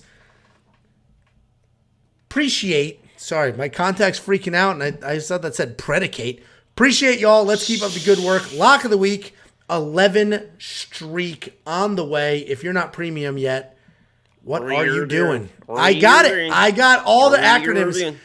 thank you very much for the $5 super chat. Very, very appreciated, especially when people spend their money to encourage others to hop on and become premium members. Last little premium member, it's not the last, who am I kidding? Premium members can call into the show and come on the show and troll or offer up opinions, advice, whatever. Like, you call in just like old school radio. We're moving that to weekly. We're going to try. The next one is Thursday. So premium members, the next call-in show is Thursday. Yeah, it's my call-in show. And then when it's the most successful thing that we do, you're going to, what, all of a sudden you're going to be supported? You know, the best part was, and I actually shared this with some friends as well, is it is your show. You're very proud of this show. I think eventually we'll start catching on more than it has. We've had callers, so it's not like we're now having callers. We had like but the seven last time. Yeah, the last time we had a lot of technical difficulties with people calling in. No, they couldn't we figure didn't. out. They couldn't figure out their mics. They couldn't figure out their videos, whatever it was. Finally, we had some callers, and like the second person that called in, you just got up and walked away. You're like, I'll be back. I'm like, what the hell? It's like, you just stuck me here. Like, this isn't my show, but I guess I'm ready. You know, I'm like, what the hell is this guy doing? He couldn't wait for a call. This guy's like, hey, Angelo. Angelo's like, I needed a drink. It's a very casual show. I needed a drink. I got a drink. Yeah, Jesus, couldn't believe it. I went to go admire my work. You know, per usual. Thank you very much. Next up, at UFC Vegas 68, we have the main card opener of Yusaku Kinoshita taking on Adam Fugit. Yusaku Kinoshita is 6-0 overall. How is he 4-1 in his last 5? Oh, it was a DQ. That's why. 4-1 in his last 5. There is a DQ in there. But it's not...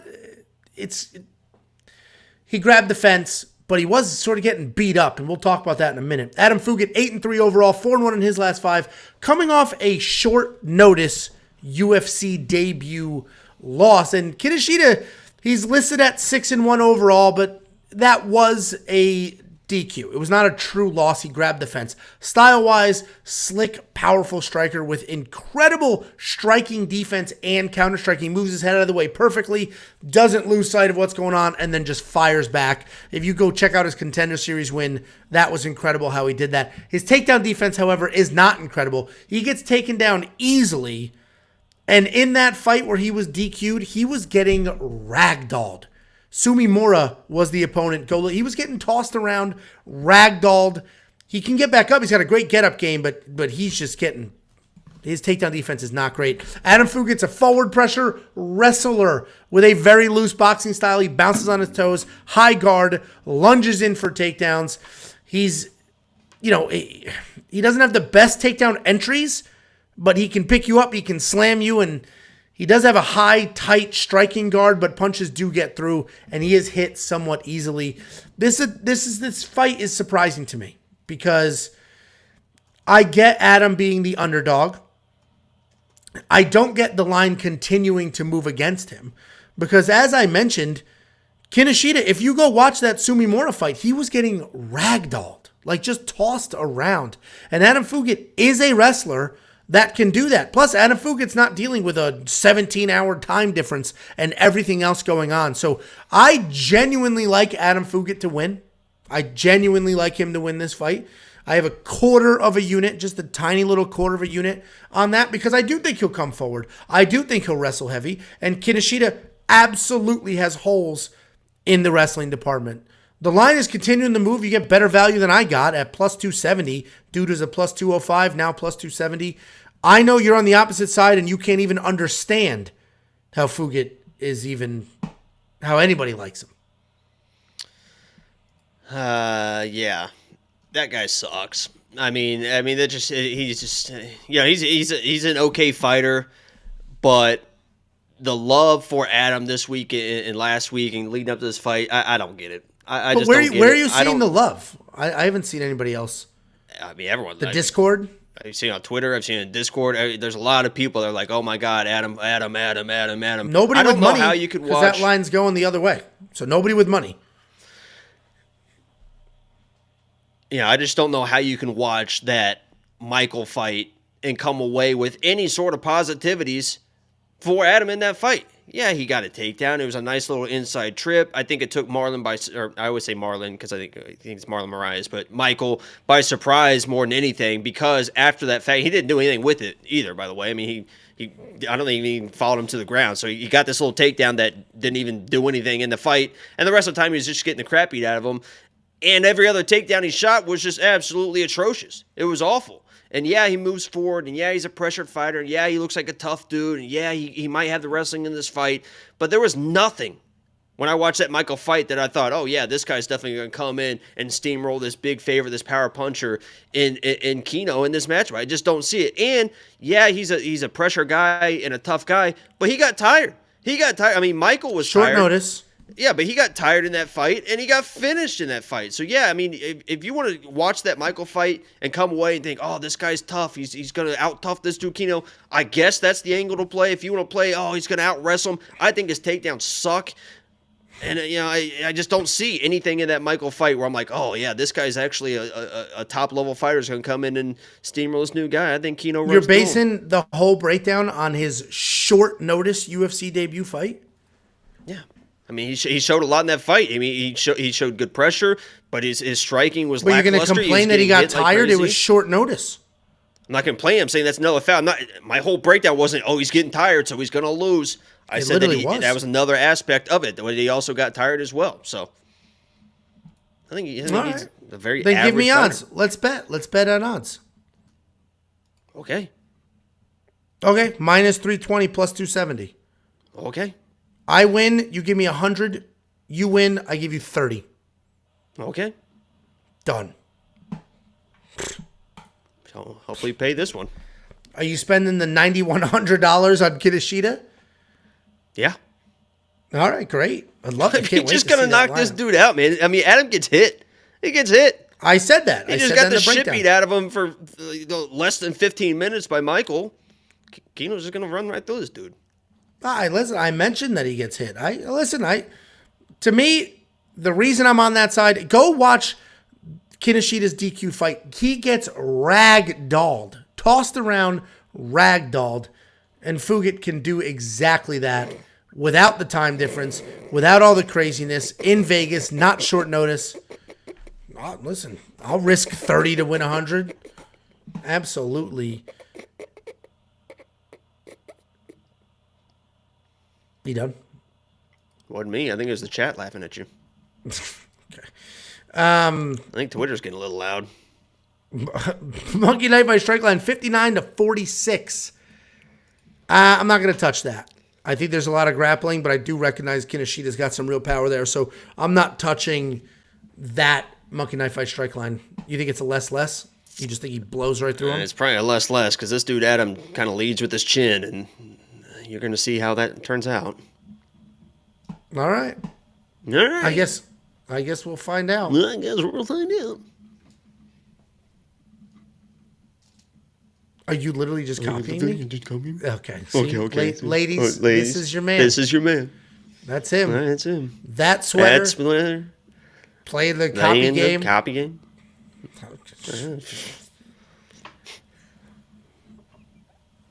Allergic to the sun. sun. Went outside 3 times. Got cancer. They had to cut it out of him. He eventually will also be allergic to water, oxygen, and everything else. Because this earth is trying to kill him. Yeah. Jesus Christ. I'm not going to repeat that. Not in vain like that. Not in vain like that. I'm not going to. I'll stop you there. Next up at UFC Vegas 68, we have Doo Ho Choi taking on Kyle Nelson. Doo Ho Choi is 14-4 overall, 2-3 in his last 5. He is coming back after 3 full years away. Kyle Nelson 13-5 overall, 1-4 in his last 5, coming off the decision loss to Jai Herbert. And I mentioned Choi, he's coming back after 3 years away, 3 losses in a row. But he had to do mandatory military service, similar to what we saw Korean Zombie do when he had to take a few years off. And honestly, I'm glad he did, because he came into the UFC, came in hot, he was doing really well. The Korean Superboy, tons of potential, really fun to watch in some wars, and the UFC rushed him. They gave him Cub Swanson in 2016. They gave him Jeremy Stevens in 2018, Charles Jourdain 2019. Jeremy Stevens now is not what he was in 2018. Much more dangerous, more active. Same with Cub Swanson in 16. So Superboy was rushed a little bit, and he got, sort of a big step up in competition, but he's a very, very good fighter.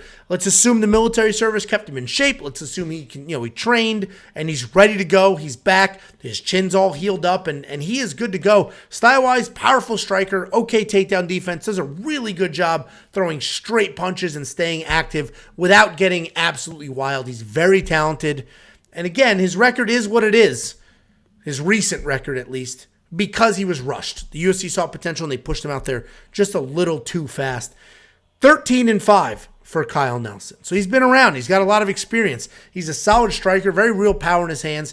He's been in the UFC since 2018, but has only had one win since then, and he's very inactive. He's got solid takedown defense. He does a really good job using his opponents, their shots to create scrambles and end up on top. I love Choi in this fight. I absolutely love him in this spot. Long layoffs could be a problem, but it was a military layoff. It wasn't like the Jimmy Flick layoff. We saw Korean Zombie with the same layoff and come back and didn't look like he skipped a beat. I'm hoping for more of the same. Choi is young, energetic, has all the tools. I got a 1 unit money line bet on him. This line is tightening. It opened at minus 190. It ballooned up a little bit, and now it's come back down to minus 182. Minus 178 right now. Yeah, so it's even. I did this graphic like 3 hours ago, so it's still coming down. I like Choi here. I think the layoff and the recent record is what's concerning people, but with all the context of why, I think he wins this fight. What do you think? I'm honestly surprised that after the layoff and after the three losses in a row, whatever, before the layoff, that he is a minus 200 favorite. But, as far as skill-wise, he honestly should probably be like minus 250, minus 300 if you're looking at just skill to skill, because he is the better fighter in this matchup. But there's two things that make me a little bit cautious. Yes, the layoff, right? Because you really never know how people are going to react. And more times than not, it seems they react negatively towards the layoff, especially early in a fight. And to speak on that layoff, though, on his Instagram, he has a video of him sparring. It was like a few months ago or something. And that was the wildest. It was like the very end of the sparring session. And it looked like these dudes had been trying to take each other's head off for like 45 minutes. I mean, they were exhausted. They were bleeding. It was like the craziest hard spar I've ever seen. So it's like, okay, this guy's definitely been doing the work even without the layoff. But the second reason it gives me a little bit of caution is the way that Kyle Nelson fought his last fight versus Jai Herbert. And that is he kind of just held on. And yes, I know he lost the fight, but in that first round, he had some success with just kind of holding on to Jai Herbert. Had him against the fence, was just calling holding. Wasn't really doing much with it. But Doo-Ho Choi, and I know that he's had the layoffs and time in between fights, he doesn't have a win outside of the first round since 2013. That's 10 years ago was the last time he won a fight outside of the first round. So if Kyle Nelson comes in, engages in the clinch, pressures him against the fence, kind of holds him there, what is Choi going to offer that he hasn't offered in the past in the second, in the third rounds of this fight? So that's the kind of thing that gives me a little bit of caution. I'm actually going to pick Kyle Nelson in this fight because of that fact, but this is my least confident pick. I'm not putting money on Kyle Nelson, even as an underdog. It's my least confident pick on the card. I just can't put, confidence in a layoff and the way Kyle Nelson, I've seen him fight before. So I'm picking Kyle Nelson, but I mean, it's not. Choi's the better fighter. He's the better fighter. Yeah, I mean, I did my whole breakdown already. I agree. I agree. Anything's possible. Kyle Nelson is a grinder, and he can grind you against the cage and hang out and stuff like that. But Choi's had the higher level of competition. He's the better overall fighter. He's the more dangerous fighter. Isn't he younger as well? No, same age. So I like Choi for all the reasons that I've already mentioned. $8,600 in DraftKings. I do think that's probably safe money because I think he's going to win by a finish. I think he's going to come in, be wild, be crazy, come forward, be aggressive, and make something happen. And he's not a quitter. He has been in some wars. What is I had the stat in front of me. Hold on. He had like 6 UFC fights. 5 of them were fight of the night bonuses. Yeah, 6. That's exactly what it was. 6 UFC fights. 5 of them fight of the night bonuses. Because he's just an absolute wild animal. And to that fact, I picked Kyle Nelson, but guess what? My first bet I placed this week, or actually second bet I placed this week, was a first-round knockout for Duo Choi. I mean, he is a powerful live dude, especially early in fights. He throws some fucking heat, man. So I definitely place that. Nope, I hear you. $8,600 in DraftKings. I think I like it, right? I mean, now we're getting a little expensive, but I think I like it. The layoff's a bit concerning, so I'll experiment with it. But if he wins, he's going to win in spectacular fashion and earn those points. The Monkey Knife Fight Strike Line, it's probably a more and more. Choi gets into wars. And he has, like you said, the sparring session that you watched on Instagram. Like, this guy will get into wars, continue to come forward, continue to throw. Kyle Nelson can get sucked into that as well. And his line is only at 38. So I like the more and more for Monkey Knife Fight. Do you agree or disagree? As far as DraftKings go, he's at 86. Wasn't Park at 85? And I was talking about how he could be either really, really good or really, really bad. If you're looking for a flyer, I think Park's the better flyer. But if you're looking for somebody that probably is going to score a little bit more solid, it probably is Duho Choi at that price range. So just depends on how you want to play it. Sure. And the Monkey Knife Fight Strike Line? Shit, man. That's a tough one. I don't like that one. What'd you say? I like more and more. I think they're just going to go at it. But certainly anything can happen. If they go at it, Kyle Nelson isn't going to last very long, I don't think. So going at it's probably less. Then throw Choi in your Monkey Knife Fight Knockout Kings. All you need to do is pick any 3 fighters. You can get any 3 fighters in the card, including 2 fighters in the same fight. Throw them in there, and if one of them, only 1 out of 3 wins by KO or TKO, you get paid. 2, you get paid even more. 3, even more. Super easy. We cannot miss, and this will be the week that we miss because I keep talking about how we can't miss. But we haven't missed in months. Literally months, like 8 months. It's something absurd like that. Because you get to pick any 3 fighters and you can look at any UFC card and there's always 1 or 2 people you're like, yeah, there's this. Or a fight where you're like, I'm positive there's going to be a knockout in this fight. So anyway, we on like the Mandy, picks.com/ Bohm and Kim fight. 100%. Load it up. First of all, put all your money on Kim. Great odds at -250. And throw in Knockout Kings. That's going to pay be your mortgage. That's going to be clipped on Twitter. Listen to this guy, what he said about exactly Kim. Oh my God. Laughing emoji, laughing emoji, laughing emoji, laughing emoji. LMAO, LMAO. That is literally the basement. I call them the basement buddies. And the basement buddies aren't like, they're just a couple of weird dorks that were like, we don't like you because you don't seem like a real fan. It's like, what? That was I don't know if we already talked about this, but there was one guy that literally questioned. Listen, if you want to question Angelo's passion, I get it. But if you want to question my passion, it's like, what the hell? Have you ever watched a live stream? There's literally nobody that enjoys this sport more than me. Probably. I'm in Vegas with a company dinner, this and this. I have my phone sitting here watching the fights because it's not like I don't want to miss anything. Not even stuff I have action on. I just love fights. If you want to question my passion, you can go fuck yourself. No, it's a weird crew. The thing is, some people genuinely hate our guts. Fine, right? We're newer and we're more successful than most. That happens. Others, that's their game. Like, oh, let me troll, get a reaction. That's why I'm not saying names. So I'm not going to give you the reaction. Right. I'll give you the reaction. I'm not going to direct any attention that way. And that's the game the basement buddies are playing. Troll, maybe he'll say something, tag us in something. No, and then they can play nice guy after the fact. Like, oh, we're just screwing around, We're just screwing around. Not me. Let's do something together. Let's do a thing together. Yeah, okay. Yeah, no, that's not me. That's not how I play. Daddy's out for blood. Next up, at UFC Vegas 68, we have Marcy. Jesus Christ. Well, look at that thing on it. I mean, the guy got stabbed right in the heart. That thing had to bleed a ton, I would imagine. I'm sure that's the body part you were talking about. We have Marcin Tybura taking on Blagoy. That really was. I don't know where your mind went with it, but Blagoy came up, and I was like, oh, he was probably a bleeder as well.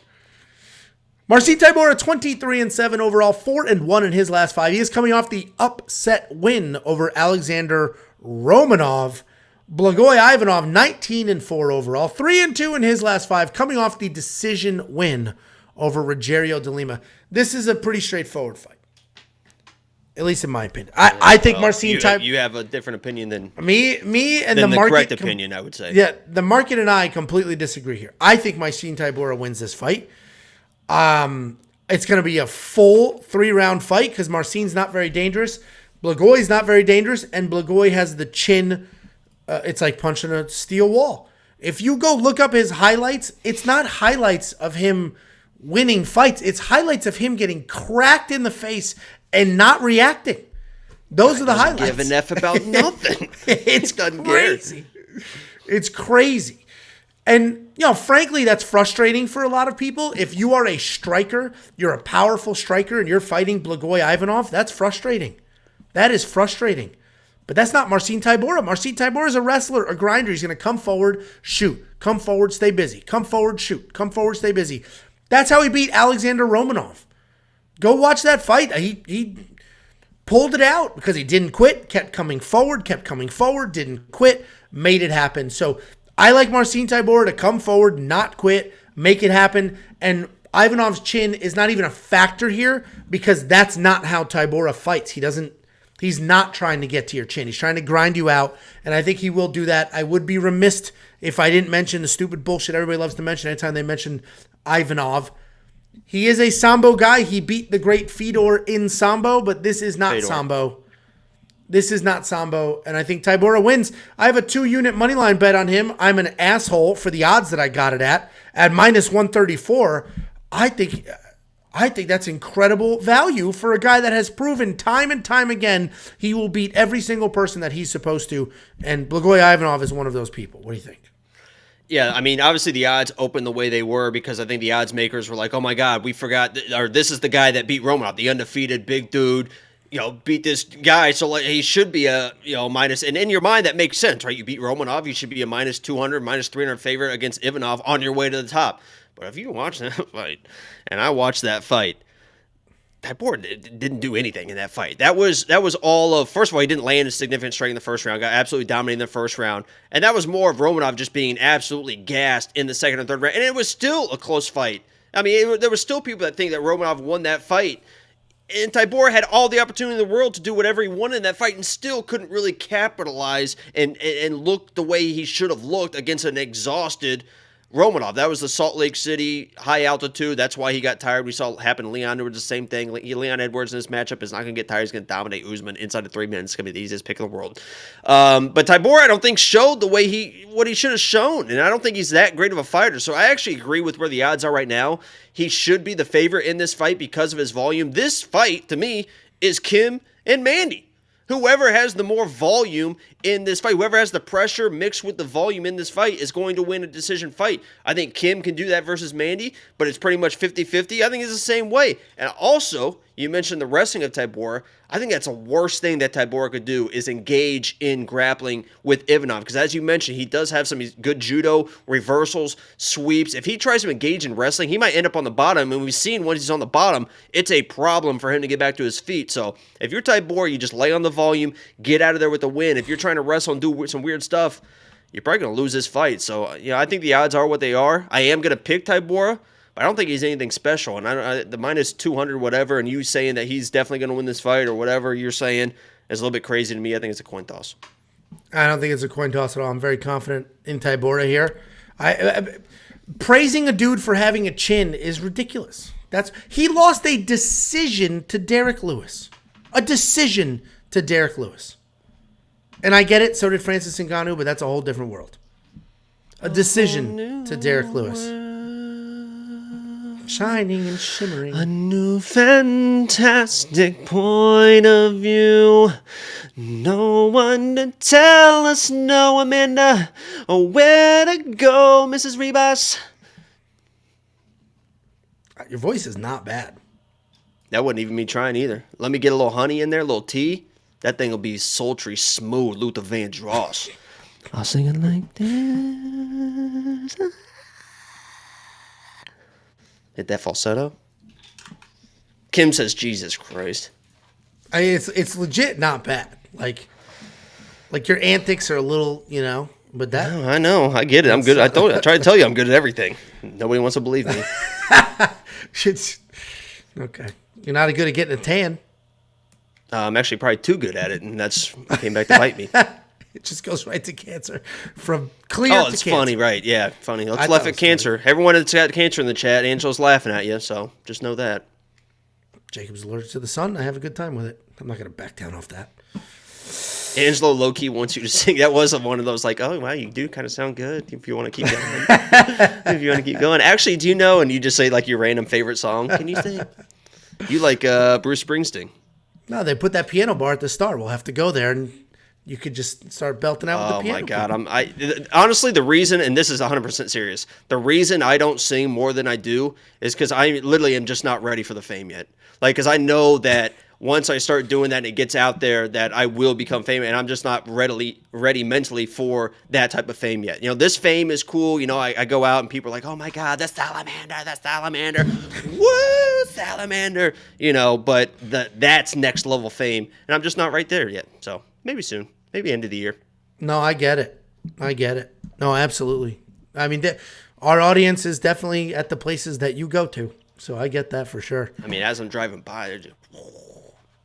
Listen, I didn't get the best line on Marcin Tybura, but I do think he wins, and I think $8,300 is a great price point, but I'm not spending it. This dude scores like absolute shit, even in his wins. So I'm not going to spend the money on Marcin Tybura, even though that is a great price point for a guy that I think absolutely wins this fight. You're not going to put Ivan. But you think you honestly think he just dominates like bell to bell, just like with volume, I guess? Yeah, I think he's a step ahead, though. I don't think it's an exciting fight. I don't think it's a brutal fight. I just think, because Ivanov's not dangerous, so Tybura doesn't have to worry about anything. And Tybura is just... He throws some stuff sometimes that are like, oh shit. I mean, it's not tactical and it's telegraphed, and but those, I mean, those are still heavy hands. I think Tybura is just going to be busier, constant forward pressure, and I think it's just a quote-unquote easy win for him. Obviously, it's heavyweight, so anything can happen at freaking heavyweight, but I like Tybura a lot. Hey, Big Capper, you know where this shirt looks good? On your mom's bedroom floor. It looked great there last night. That's why it's a little bit wrinkly. I couldn't even get it off in time before she was all over me. You gonna spend the $7,900 on Ivanov and DraftKings? No. Okay. I'm not gonna touch the Monkey Knife Fight strike line, but 71 and 48, it probably is a more.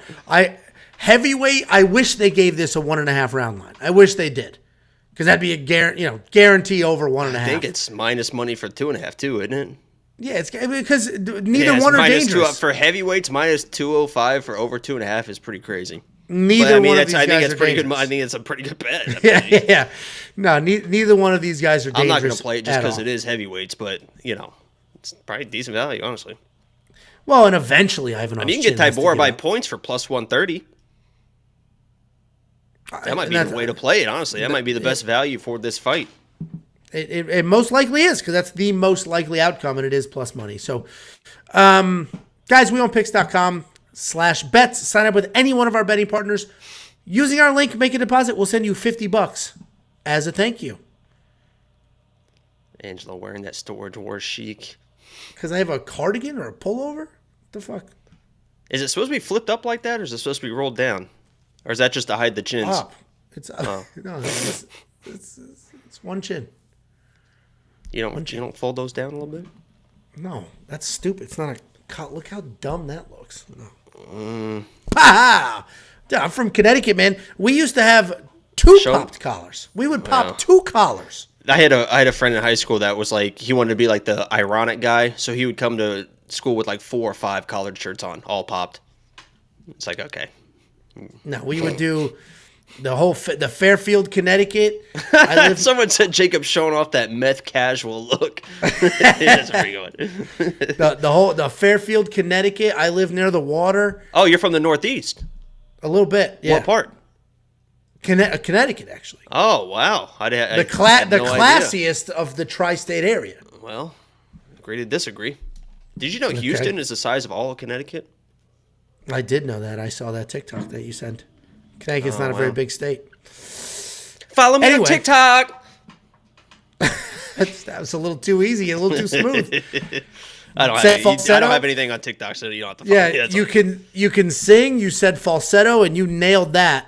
And here's a little peek into Jacob's life before Angelo found him. Brought him forward. Boy, this is a boy band dynamic. I built this. There's no real relationship here. I said him. He'll appeal to a whole different audience. I was handpicked and literally handpicked. I mean, his hands were all over me. Okay, because I could palm your head like a basketball. You couldn't palm something else. That's a two-hander there. It's grotesque. It is. I mean, it is a shock to see. I would agree. It is a shock to see. Your eyes are going to light up, that's for sure. Oh, we got a $4.99. Where? Oh, there it is. From Jimmy the Genie. My guys, keep it up. I hope Kyle Nelson can pull it off. You think it's possible he lets the dog out? Jacob was just talking about letting his dog out. Thank you very much for the $4.99 super chat. We just broke that whole fight down. And no, we don't think it's possible. I picked him, but... Next up, at UFC Vegas 68, we have the co-main event of the evening. We have Da Un Jung taking on Devin Clark. Da Un Jung 15-3 overall, 3-1-1. In his last 5, he is coming off that loss to Dustin Jacoby, which snapped a 16-fight unbeaten streak. Devin Clark 13-7 overall, 2-3 in his last 5. He's coming off that KO loss to Mirzakhanov. And the best part about that, so we record these videos, we tweet them. Oh, here we go, your big moment. We talked about your Joseph Holmes moment. A little bit. And then I got sidetracked. It was... Well, anyway, sometimes we catch some smoke, right? No, I like the story, so go ahead and tell it. Some fighters don't enjoy being tagged in the videos, but I'm not going to hide behind it. Hey, this is what we think. And I picked Mirzakhanov against Devin Clark, and I'm always the respectful one on the show. Always. But he came after me. What did he say? It was uneducated or something like that? He didn't say you were. He said there was only one educated person on this show, which was in reference to me because I thought that he was going to find that upset in his last fight. I don't even know if I picked him, but I just don't think I was as aggressive as you were in picking against him, I would say. I think you might have called him a quitter or something like that. So I don't think I don't remember. I typically don't do that though. That's not typical. Yeah, I anyway, know, but I think there was. But I mean, there's reason for that. I mean, and we'll. Well, he said a bunch of stuff. He said a bunch of stuff and he lost. The Joseph Holmes one said Jacob was. He threatened to kick Jacob's ass. And then got smoked. Because I said they both sucked, and then he's like, "Oh, we put our lives down the line, and this and this and that." And like, if I wasn't even that part. That part's actually not bad because he's right. Right, but then he's like, if I see you, or I can't remember how I have it on a hat. I almost actually wore the hat tonight, but yeah, he was mad that I said he sucked, and then what happened? He fucking sucked. So. There you go. And then I agree. Kevin Holland beat his ass. Apparently. Kevin Holland? Yeah, he said he got jumped by six of those dudes, and then Kevin Holland's like, what the fuck are you talking about? No, I didn't. Well, anyway, we got Da Un Jung taking on Devin Clark. Da Un Jung, he's a technical boxer. He's got solid wrestling, good clinch work, really well-rounded guy. In the win over William Knight, he ragdolled that dude. 8 takedowns, tons of control time. In the win over Kennedy and Chukwoo, fantastic striking, got that knockout early. We've seen him do everything. He can do everything. He had a 16-fight unbeaten streak. We say unbeaten instead of win because he had a draw in there. And this is when the comments section goes, "Oh, he's draw to Sam Alvey." First of all, Sam Alvey's actually solid. Not now, like the last. His chin, once his chin was gone, that was the problem. But Sam Alvey was hanging with people for a while. Anyway, Da Un Jung did just get put out by Dustin Jacoby, which was surprising. But he's very, very good, very, very well-rounded. We've seen him do everything. Me, so. I picked Jacoby. I've never picked against Jacoby. I've picked him to win every fight. He's going to knock his ass out, and that's what happened. So. Anyway, congratulations on a pick 6 months ago. That's good. Good for you. Yeah. Devin Clark, solid grappler. Solid grappler, well-rounded, striking as well. He does not have the best chin, but he does have solid footwork, heavy hands, and he looks to crowd his opponent so he can take him down. And once he takes them down, he's looking to just beat him up, right? He wants that TKO instead of a submission. He is coming off that loss to Mirzakhanov. He was outstruck for a couple of rounds before being stopped. I like Jung in this spot. Frankly, I think he's probably safe for some parlays as well. I think he's overall the better fighter. His 16-fight unbeaten streak sort of proves that. Like, it wasn't the easiest streak in the world. He had some solid wins in there. And like I said, different kinds of wins. Grappling wins, striking wins. He makes adjustments. He's got some solid game plans along the way. So I like Jung quite a bit. Minus 250 honestly feels about right. And I think he's a decent parlay guy. You want to throw him with Nakamura? I don't think that's a bad parlay at all. What do you think, Jakey boy? Let me first start with Devin Clark because I am a Devin Clark fan, and in my quick pick video I mentioned the comparison to Punahele Soriano. I think they're the same type of person because you look at the skill set of Soriano, it's like he's got power, right? He's got wrestling. Why isn't it? Just feels like he should win more than he does. And I think Devin Clark's the exact same way. It feels like he has all the tools. He's a decent striker. He's got good power. He's got good offensive wrestling. But for some reason, it just seems like he can never put it together for one of those like signature wins, which is exactly what this could be.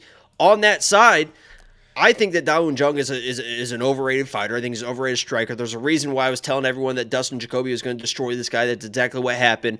If there was ever a fight that Devin Clark was going to look like what we think Devin Clark should look like, it's probably against a guy like Da Jung who can be flat-footed, who can be hit, and, you know, the biggest question mark is in the wrestling and in the grappling because we've seen Devin Clark succumb to wrestling. So if Da Jung comes in and starts wrestling, that is a hole in the game of Devin Clark. And the other big question mark is the Devin Clark mental aspect of this fight because I love him. His dad is awesome. His dad's always in his corner. He's like, yeah, he talks like this. He's the loudest dude in the entire place. Come on, Devin. Come on, Devin, with the deepest voice you've ever heard.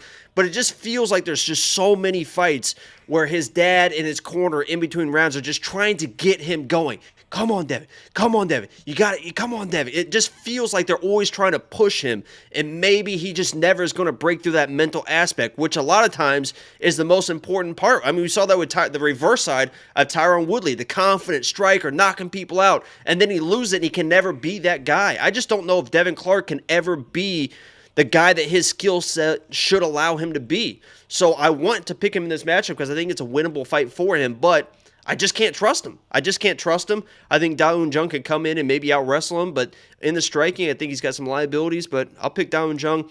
I'm just not as high as you are in this fight. Yeah, I'm pretty confident in him, obviously.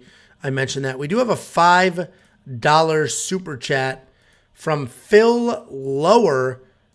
What y'all think of Jay Perrin losing like that to the youngest guy after talking all that smack?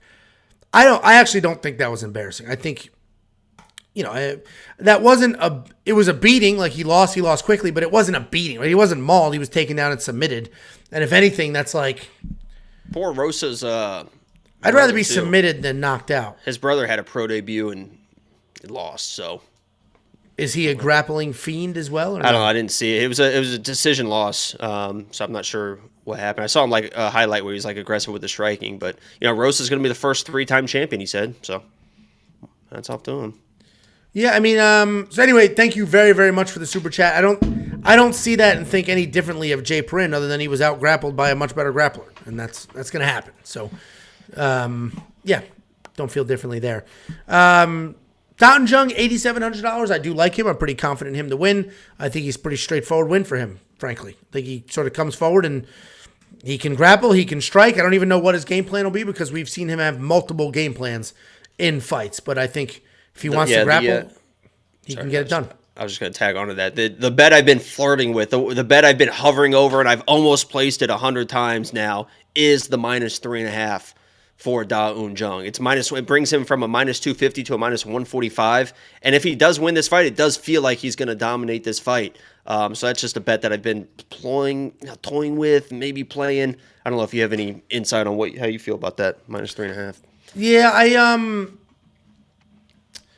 it should hit -3.5 for anybody who doesn't know. That just means that Da Jung has to win inside the distance or has to win all 3 rounds, right? He can lose 1 round on one judge's scorecard, I think is how it is. Something like that. Something like that. Or even 2. He just can't lose a full round, 29-28. Yeah. So that should hit because I think it's a pretty straightforward fight.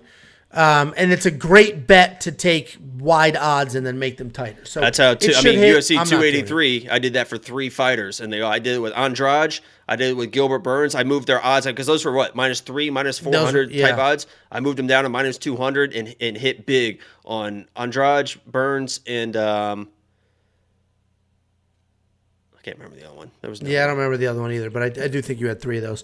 Yeah, no, I typically like those bets, and they're great for if you're confident in Jeong and you think he dominates, it's great for a spot like this because it will bring those odds down. Typically, I do the +3.5 where there's an underdog. Actually, didn't you have a +3.5 on? I did not. That's on this card, and if you're a premium member, you'll see it. So Jacob Oh, does it was, have Thiago Moises. Yeah, Yeah, so there I you got Andrade for minus 230, Gilbert Burns for minus 185, and Thiago Moises for minus 210. And they all smoked those people. Yeah, no, those were good bets. Yeah. If you want to unlock all of our bets for this card and every other card, go to weonpicks.com. At the top, click Become a Member. It is only $10 a month, and that's per month, not per event. Every single card in that 30-day period, you will unlock all of our stuff. weonpicks.com. At the top, click Become a Member. Jung, $8,700. I do like that in DraftKings. The Monkey Knife Fight strike line 52 to 56. I'm not going to touch it because, it could be a wrestle-heavy game plan by Jung, and if that's the case, then Devin Clark's not going to get to his 56. So I'm not going to touch that Monkey Knife Fight strike line. What do you think? DraftKings, I think he's pretty good value, 8,700, and strikes, I think it's probably like a less because both these guys seem like lower volume, and if Jung starts landing, Devin Clark's going to fold, unfortunately. And Jung can wrestle. So less probably is the play there. So weonpicks.com/MKF if you want to give that a stab. And if you get that right, you can triple your money. Next up at UFC Vegas 68, we have the main event of the evening. We have Derek Lewis taking on Saragih Spivac. Oh, bless you. Thank you so much. This fight was supposed to happen a few months ago, but Derek Lewis literally had diarrhea in the back. I think it just came out that he had COVID, so you might want to walk it back a little bit. Oh, they said, I didn't even see that. They said something. I think Kim posted. Kim, didn't you post something about it? Like just I think maybe in media day he mentioned. Yeah, he reveals COVID. It was 4 hours ago. So maybe it ended up being COVID, but that whole night they were like, he has a stomach issue. He's out for a stomach issue. So may have had it says, diarrhea. Here's the quote. It was a bummer, says Lewis. I wanted to fight. I felt like I trained as hard as I could, but I ended up getting COVID. No one knows this but my family and my coaches. I ended up catching COVID the week of the fight. They test them every day, don't they? Or they stop testing? I probably had COVID for 3 weeks after that, Lewis said. No, well, they blamed it on diarrhea when the fight was canceled. So I'm sticking with diarrhea. Derek Lewis, 26-10 overall, 2-3 in his last 5. Indigestion, upset stomach, diarrhea. That's my theme song. You trying to hit notes too? You want a little note off here? When it comes to, let's hear your best diarrhea. No. You want me to go first, and then you kind of match or determine if you want to go? Diarrhea. Not bad, a little pitchy. Diarrhea.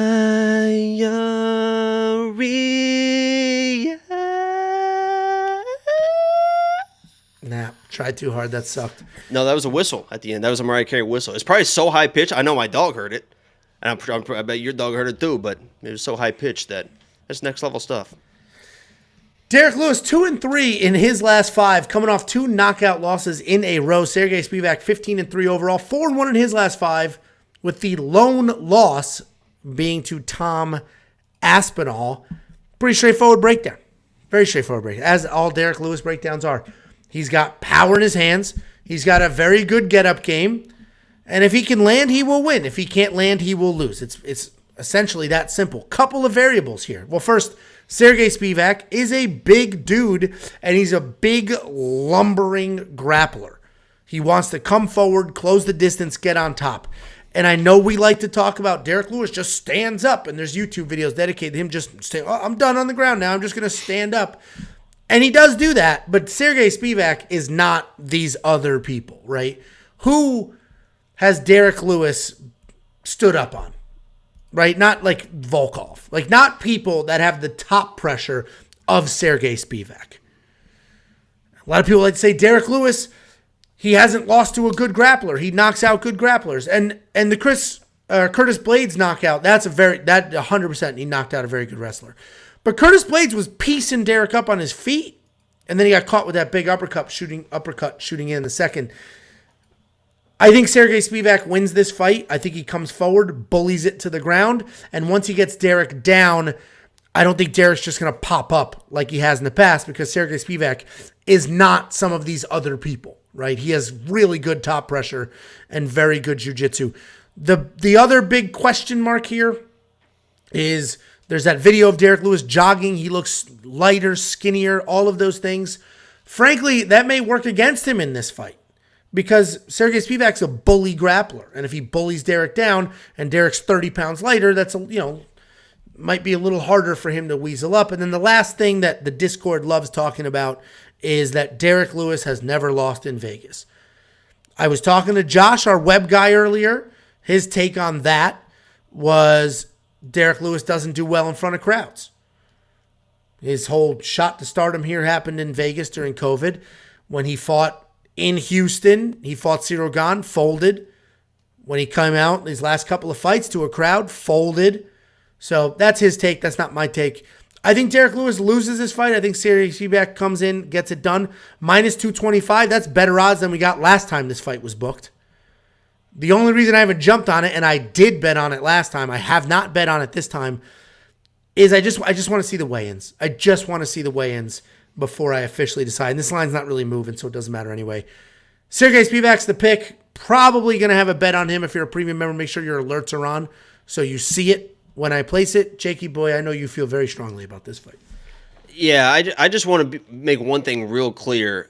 First of all, I do agree with Josh as far as the Derek Lewis. I mean, he's said that he doesn't like fighting in his hometown. He doesn't like fighting in front of, because there is a lot of pressure. He literally, after that first fight in Texas, he's like, I don't want to fight in Texas again because there's just so much pressure. And then he fought in Texas again, and he lost, and then he lost again. But the point I want to make is don't get caught up in what people are saying leading up to the fight. And I know it's very easy to get caught up in to how fighters are talking, right? Derek Lewis saying, I'm going to prove everyone wrong, right? Everyone's doubting me. They don't think I have it anymore. I feel great. I'm doing this. I'm doing that. I've never worked harder. Every single fighter, every single fight week will tell you they've never felt better. They feel great. They're going in. They're going to make a statement. They're going to show the best version of themselves. How many times we've heard, Dominic Reyes 2.0, whatever it is. Everything is 2.0. Everyone thinks that they are in the best shape they've ever been to until the cage closes and shit starts happening. Also, just because, and I've said this time and time, just because he's never lost in Vegas doesn't mean there's some weird mystical force out there that means he can't lose in Vegas. Just because people have never been knocked out doesn't mean they can't get knocked out. Just because people have never been submitted doesn't mean they can't get submitted. Just because stuff has not happened does not mean it can't happen. So don't get caught up in, oh my God, he's never lost in Vegas. He says he's feeling great. It looks like he's lighter. He's going to prove people wrong. Look at what he's doing inside the octagon, and that is folding time and time and time again when somebody gets in his face and doesn't respect his pressure or his power and gets inside of it and, either takes him down or just TKOs him and knocks him out. So I think that's exactly what Sergey does. I think he walks him down, doesn't respect his power anymore. Derek Lewis is going to do what he does. He's going to be live. Yes, I did sprinkle on bets because you can get first round Derek Lewis odds for plus 615, which is like the craziest thing I've ever heard in my life. I would recommend everyone sprinkle that. Second round is plus 900. Yes, I think Derek Lewis gets dominating this fight, but he is Derek Lewis. He has that right hand. It's going to be cocked and ready. Those odds are wild for me. My pick is Spivac. Yeah, Derek Lewis is knockout king. Straight up, the knockout king. He has more knockouts than anybody else He's got in it UFC history. I've got the same tattoo. Knockout king. Oh, I didn't even notice that was his tattoo. Oh, yeah. Is that new? King. Yeah, no, he's always been that guy. Wait, has he always had that tattoo? Or Yeah. he got it once he was officially crowned the knockout king? I'm pretty sure he's had it as long as I've ever seen him. Pretty sure. Oh, good for him. Well, he just knew his chest is a dream journal. He made it happen. Not a dream journal, the board. What's the board? Oh, like your goal board or whatever it is? No, what the hell? Yeah, they call Yeah, it. I know It's what got a you're talking- catchier name than that, though. I know. That's his chest. Fuck. Let's just run this whole bit back. Think about what it is. We'll run this whole bit back. And then we'll clip it. We'll push it out. People are going to think we're so fucking funny. That's how you do it. That is how we do it. This isn't live, is it? A vision board. Kim Vision board. Kim got it. There you go. See? Yeah. I got it. Hey, and then hey, I saw. I shut thought the of it, fuck- and shut then up, shut up, no, shut I up. said, "Oh, let's do it again." Sorry. Shut up. He actually has Knockout Kings tattooed on his chest there. Has he always had it? Or was it when he officially became the knockout king? Honestly, it could have been one of this vision board things that people are talking about. No, it's my joke. Yeah, I know. I wanted to. All right, you go, one more time. He actually has Knockout King tattooed on his chest. I never even noticed. Has he always had that? Or they gave it to him when he was officially crowned the knockout king? I think from everything I've seen, he's always had that, but maybe not. I think he's always had it though. It's like his chest is a vision board. He put it on there. He imagined it happened. That's exactly. I mean, that's one of the. That's a great analogy. Thank you so much. I know. Well, that's the show, guys. No, Someone said I'm way too stoned for this. Imagine you're just sitting there like, I think they're just repeating themselves. Like, what the hell's going on here? Checking his internet connection. Yeah. What the hell is going on here? You know, it's funny on that same topic. Just real quick, I've been watching. I'm getting stoned. I love Kill Tony, and there was a guy on Kill Tony, and they were doing that exact same thing. Like they fucked up a joke, but they were trying to like just redo it just to be funny or whatever. Yeah. And all this guy needed to say was yes, and he kept saying C. But the joke doesn't work if you say C. You have to say yes. And they kept being like, no. And he thought he was being funny by just keep doing it wrong. And it was like funny the first couple times. But then it turned into like, dude, just say it so we can get this bit over with. And he wouldn't do it. They had to bring somebody else on stage to complete the joke. It was incredible. Great show, by the way. Kill Tony. Love it. Yeah, rest in peace, our buddy Michael Lehrer. Right? Yeah. Shit, man. He was a big fan of the show. Him and I hated each other in the beginning because he was very critical. And I was like, dude, at a certain point, I'm just going to block you. I'm done. I can't do this anymore. And then he's like, I'm sorry. And so then he was like super cool and normal. And then he went on Kill Tony, wore a headband that said, "We want picks," shouted out WeWantPicks.com, did all the things. There's a clip. If you go through our video feed and look at like the best clips of 2021, it's in there. But yeah, I mean, he ended up. See, people hate me at first, and then I think Tony even called out like, "What's with the headband or whatever?" Yeah, he's like, "Do you have a sponsor? What is this?" Yeah, shout us out. Yeah, he seemed like I never talked to him personally, but what a great guy and fantastic comic as well. He was always funny on the show and was a fan of our show, and we were definitely a fan of his. So rest in peace to the homie for sure. Yeah, and how many times does your fat ass dog eat? Because I heard that food go off. It was at 7:30. At 9:30 that's the big one. So that's the full dinner, and she's down for the count after that. So she's cleaning it up right now and good to go. Anyway, I imagine we're not spending. You should not put Derek Lewis in your DraftKings lineup if you are doing single entry or cash games. You just shouldn't. Multi-entry tournaments, of course, he may score 100-something points, and you're going to need that, but should absolutely not have him in your single entry cash lineups. Sergey Spivac is a safe play at $8,800. You should get the takedown, potentially a TKO, maybe even a submission. I see him just grinding this win out. It is 5 rounds. You don't think this goes 5 rounds, right? If you did, you just bet the over. I honestly think that everyone should put at least a little bit of something on Derek Lewis, plus 600 for a first round knockout, plus 900 for a second round. I would, That's the only two. Well, I mean, I guess he did knock out Volkov at the very tail end of the third round. Yeah. So I guess he could keep it. But that was when he knew the fight. I mean, that was a 3-round fight too, so it's a little bit different too. But I mean, you can get plus 600 for a Derek Lewis knockout. It's like, okay. I know. The line movement is interesting. It hasn't moved that much, especially considering this fight. What I like to see is what the odds are for fights that were booked, didn't happen, and then rebooked because Vegas wises up. They saw the movement. They know what the line, and then they reopen it. This essentially it hasn't moved. So they opened it here and it stayed here, which I'm surprised at because people hammered the Spivac line last time. And now they're not, and I don't know what the hesitation is. I don't know why this time around people are a little more conservative. Well, Derek Lewis learned some takedown defense in the last 3 months, obviously. It only took him 37 years of his life to figure it out, but he's got it now. Figured it out. Well, the Monkey Knife Ice Strike line, I'm absolutely don't ever touch that in a Derek Lewis fight. You just don't know what you're going to get. And he's one of the most low volume guys. He throws like nothing, and then eventually something lands, or it doesn't. This could be, what this could be? Because he comes through and is like just crazy motivated. And I just had a flash in my head of somebody else that was like tailing off. And then their last fight, they're like, fuck it. And they just exploded. Was the Tyron Woodley fight against whoever, his very last fight, where all of a sudden, like he wasn't doing anything. And all of a sudden he's like coming out, just throwing bombs, getting wild. There is something that just flashed in my head of Derek Lewis coming out, the bell rings, and he just just marches forward and it's just like, I'm going to go out on my shield and we'll see what happens. Because it feels like at one point, Derek Lewis is going to get finished again, and that's going to be it for him. And if he's going to get finished again, it seems like he might want to go out on his style, and he might blitz forward and see what happens. So that's just something that I just thought of. So yeah, I'm waiting for the weigh-ins. Once I see the weigh-ins, I'll officially make a decision if I'm going to bet or not.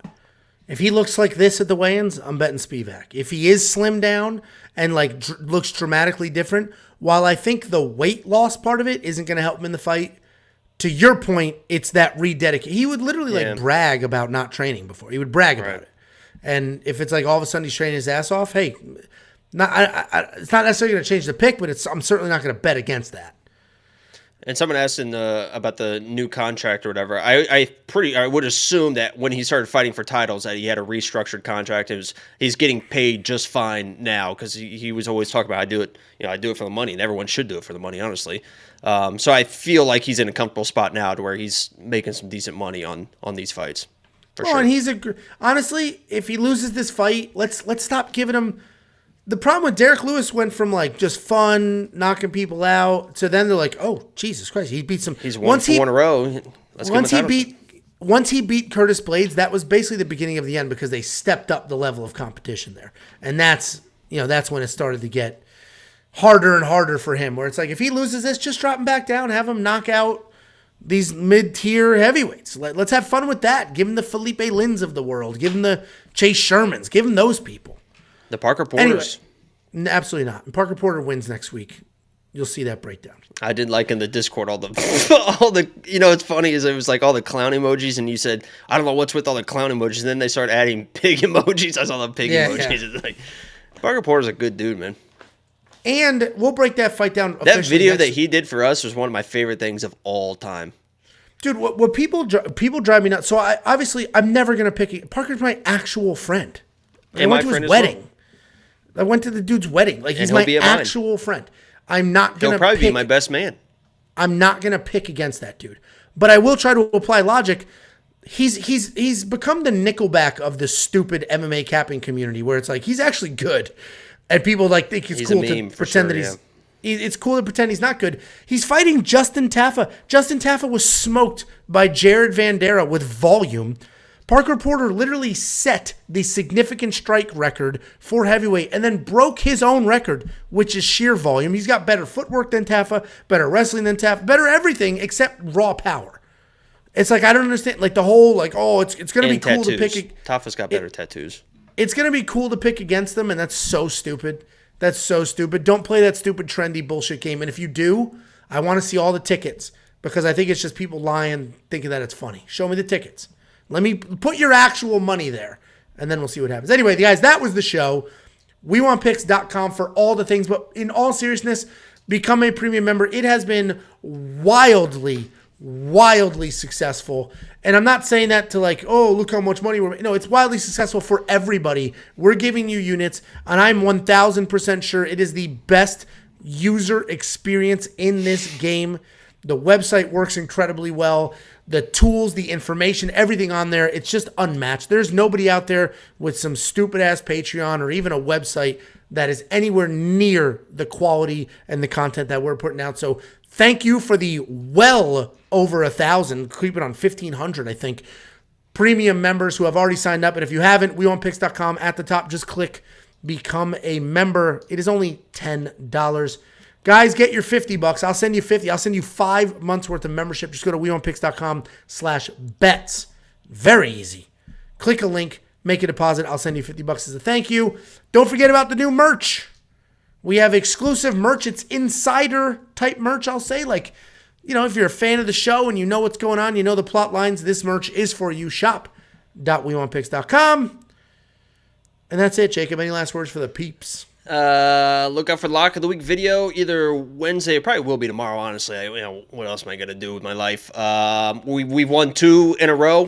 Technically you could say 2 of our last 3 because there was, whatever. But we've hit 2, the first 2 cards. We've hit Lock of the Weeks, and it's going to be 3 this week. Can't wait. I believe we are going to do the call-in show Thursday.